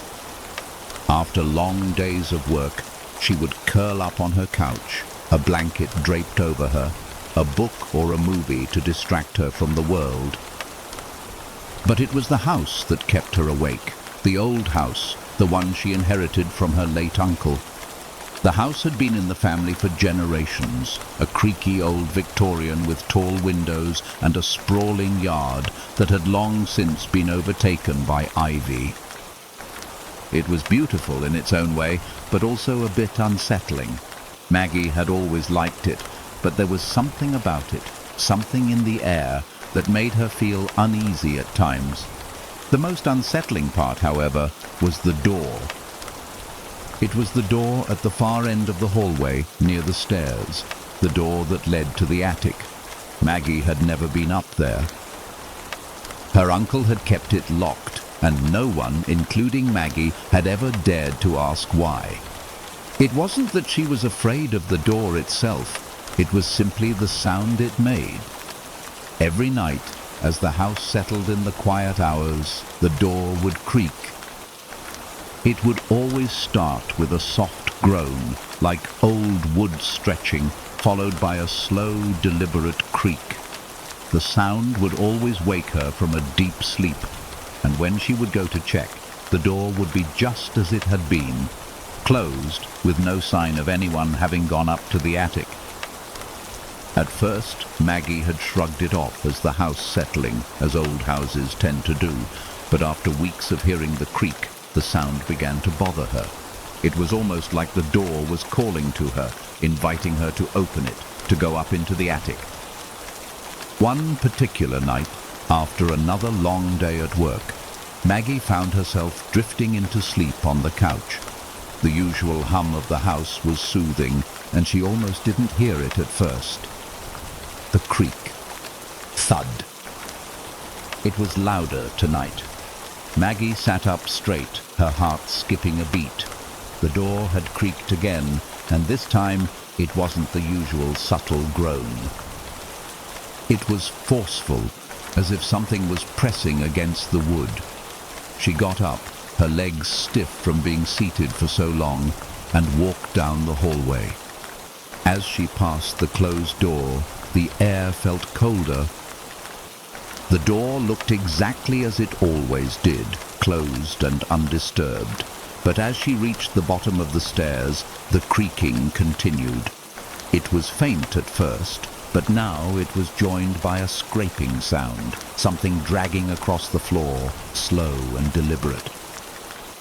Maggie hesitated. The idea of walking up to that door, to open it, terrified her. She had never been inside the attic, and with good reason.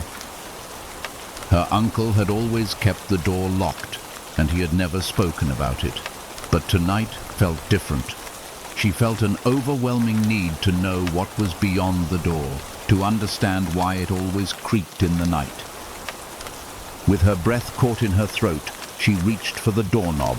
It turned easily in her hand. The attic was dark, much darker than she had anticipated. Maggie stepped inside, her heart pounding, the air growing heavier with each movement. She could barely make out the shapes of boxes and furniture covered in dusty sheets. The faint, musty smell of old wood and forgotten things filled her nostrils. As she walked deeper into the attic, the creaking sound persisted, now joined by the soft scraping, as though something, or someone, was moving slowly in the dark. The flashlight she carried in her hand flickered erratically, casting long, distorted shadows that seemed to move of their own accord. Maggie's breath quickened. She'd never been up here before, but it felt wrong. Everything in this attic seemed out of place, as though it hadn't been touched in years, yet there was a feeling of presence in the air, a weight that made the room feel suffocating. She reached a stack of old boxes, their labels faded beyond recognition, and then she saw it. A large, ornate mirror, partially covered in dust. The mirror's frame was intricately carved, with designs that almost seemed to shift in the light. Without thinking, Maggie wiped away the dust, her fingers brushing against the glass. As she did, she noticed something that made her freeze. The reflection was wrong. The mirror, which should have reflected the dusty attic around her, reflected a different room. A dimly lit room with cracked windows and peeling wallpaper. A room that looked like it hadn't been touched in decades, just like the attic. But what sent chills crawling down her spine was the figure in the corner of the reflection. It was a man, or at least it looked like one. He stood in the far corner of the room, his face obscured by shadow. But the faint outline of his body was enough to send a jolt of fear through her. He was tall, with a thin frame, and his presence seemed unnatural, like he didn't belong in the reflection at all. Maggie's heart pounded in her chest as the man in the reflection began to move. Slowly, deliberately, his eyes, glowing in the dim light, turned to face her. His lips parted slightly, and the faintest whisper escaped from the reflection. "You shouldn't be here." The voice came from the mirror itself, not from the attic. Maggie's legs buckled beneath her, and she stumbled back, dropping the flashlight. The room plunged into darkness. For a moment she stood frozen, the cold sweat on her skin making her shiver. Then, just as quickly as the whisper had come, it faded, replaced by an overwhelming silence that pressed in on her from all sides. She picked up the flashlight and shakily pointed it at the mirror again, but the figure was gone. The reflection had returned to the attic, as if nothing had ever happened. But something was different. The room felt colder now, the air thicker, as if the mirror had somehow shifted. Maggie turned to leave, her mind racing. But just as she reached the door to the attic, the creaking sound returned. This time, it wasn't coming from the floorboards. It was coming from behind her, from the mirror. She spun around, the flashlight casting an unsteady beam across the room, and there, standing in the mirror, was the figure again, closer this time. His eyes gleamed, and his face twisted into a twisted grin that was all teeth. "It's too late," he whispered, his voice almost drowned out by the loud, gnashing sound that seemed to reverberate through the entire room. Before Maggie could react, the mirror cracked. A loud, deafening crack echoed through the attic as the glass split, spider webbing across the surface. Maggie screamed and backed away, but the cracks in the mirror kept spreading until the entire piece shattered, the shards falling to the floor with an eerie, hollow noise. And then, in the darkness of the attic, she heard it. The whispering. "Come back." It was the same voice, but this time it wasn't from the mirror. It was all around her, in the walls, in the floorboards, echoing in the air. And in that moment, Maggie understood.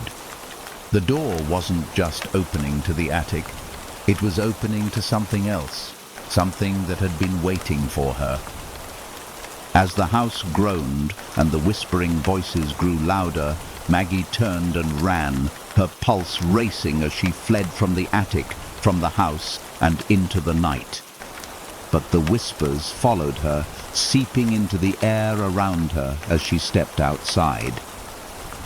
The door, however, was still open, and it was calling her back. Story.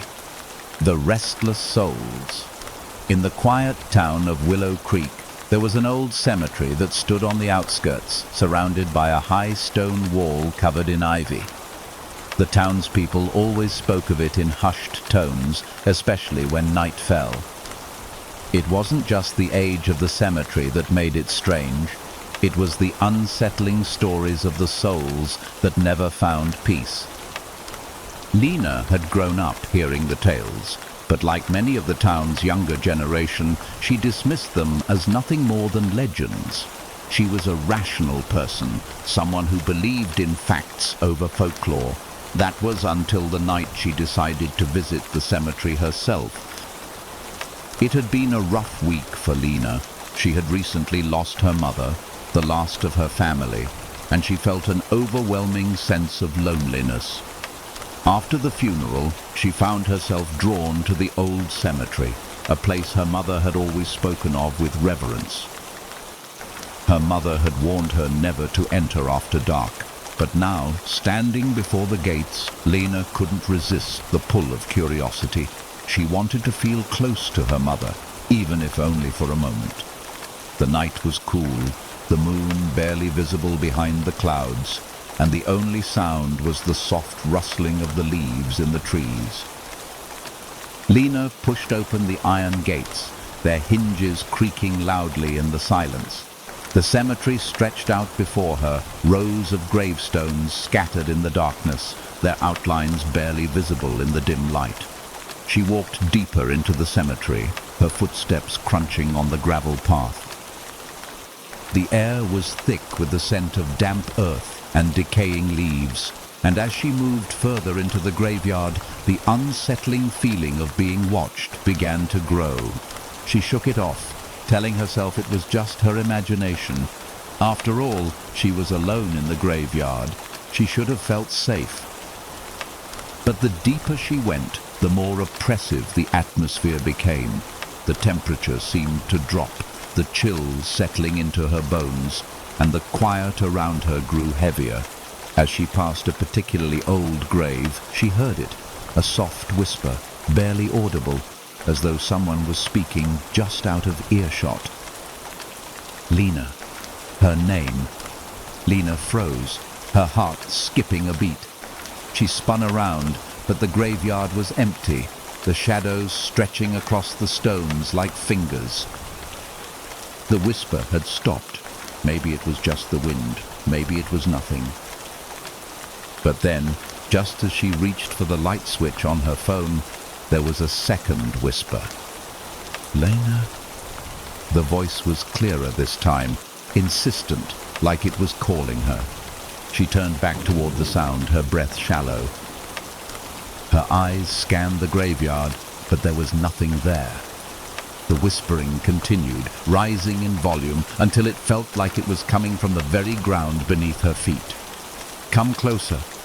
Without thinking, Lena moved forward, drawn by the sound of the voice, as though it were pulling her in. Her feet carried her down a narrow path, one she had never noticed before, its edges overgrown with weeds and ivy. The whispers seemed to grow louder with each step, and as she rounded a corner, she found herself facing a large, weathered mausoleum. The door was cracked open, the darkness beyond it impenetrable. She could feel the pull of it, the weight of it calling to her. The whispers were now a chorus, echoing in her mind, and though every instinct told her to turn back, she stepped toward the mausoleum. With trembling hands, Lena pushed open the heavy door. Inside, the air was cold, and the darkness was suffocating. The whispers grew louder, and she could feel a presence around her, a pressure in the air, as if the very walls of the mausoleum were closing in. Her flashlight flickered on and off, casting long, distorted shadows across the room. At first, she saw nothing, but as her eyes adjusted to the dark, she noticed something strange. The walls of the mausoleum were covered in old, faded markings, symbols she didn't recognize, etched into the stone like some forgotten language. At the center of the room was an altar, and on it lay a large stone slab, cracked and weathered with age. The whispers stopped. Suddenly the air grew thick, like a weight pressing down on her chest. The ground beneath her feet began to shake, the stone slab trembling violently, as though something was stirring beneath it. The cold air turned bitter, and Lena's breath came out in sharp gasps. She needed to get away, but she couldn't move. Before she could react, a figure rose from the slab. It was a man, or at least what used to be a man. His body was gaunt and decayed, his skin stretched tight over his bones. His eyes were dark hollows, empty and lifeless, but they fixed on her with a gaze that pierced through her very soul. The figure's mouth opened, a soundless scream escaping from his lips as his hands reached toward her. Lena! The voice was no longer a whisper, but a guttural, twisted croak. "Lena, you've awakened us." The figure's hands grew closer, his fingers long and skeletal, grasping at the air as if trying to pull her into the grave with him. The coldness spread from where it touched her, seeping into her skin, freezing her to the core. Lena screamed, but no sound came from her mouth. She felt her body grow numb as the figure continued to inch closer. Her vision blurred, her mind swirling with panic as she tried to break free, but it was useless. The grip on her arm tightened, pulling her toward the stone slab. Her feet slid across the cold floor, her legs too weak to support her. Then, just as she thought she would be consumed by the darkness, the whispers returned. But this time, they were different. They weren't distant and muffled.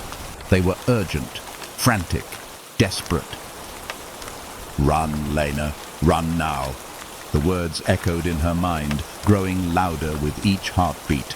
It was as if the voices were coming from within her, urging her to escape, to fight back. With every ounce of strength, Lena wrenched herself away from the figure. She stumbled back, the floor beneath her feet shifting and twisting. The whispers grew louder, and for a brief moment she saw the shadows of other figures, more souls, trapped like the man, emerging from the walls. "You cannot leave." Lena's heart pounded in her chest as she scrambled toward the door, her breath coming in ragged gasps. The temperature dropped even more, the air growing heavier with each step she took. But when she reached the door, it wouldn't open. The door had sealed itself shut. In desperation, Lena turned, but the room had changed. The mausoleum was no longer empty. It was filled with figures, their eyes glowing faintly in the darkness, their hands reaching for her. They were all around her now, trapped in this place for eternity. The figure from the slab moved toward her, his skeletal fingers curling into claws. "You belong to us now." Lena's mind raced, her body frozen in terror. She couldn't escape. There was no way out. She was trapped. But then, a flicker of light, a glow, pierced through the darkness. It was the altar. In that brief moment, Lena understood. The altar was the key. It was where the curse had begun, where the souls had been trapped. With one final burst of energy, Lena ran toward the altar, pushing through the sea of restless souls, and placed her hands on the cold stone. The room shook violently, and the walls began to crack. The figures screamed, their voices merging into a deafening wail, but the light from the altar grew brighter, brighter, until it swallowed everything. And then, silence. Lena awoke in her bed, drenched in sweat, her heart racing. The room was still. The whispers were gone. For a moment, she thought it had all been a dream.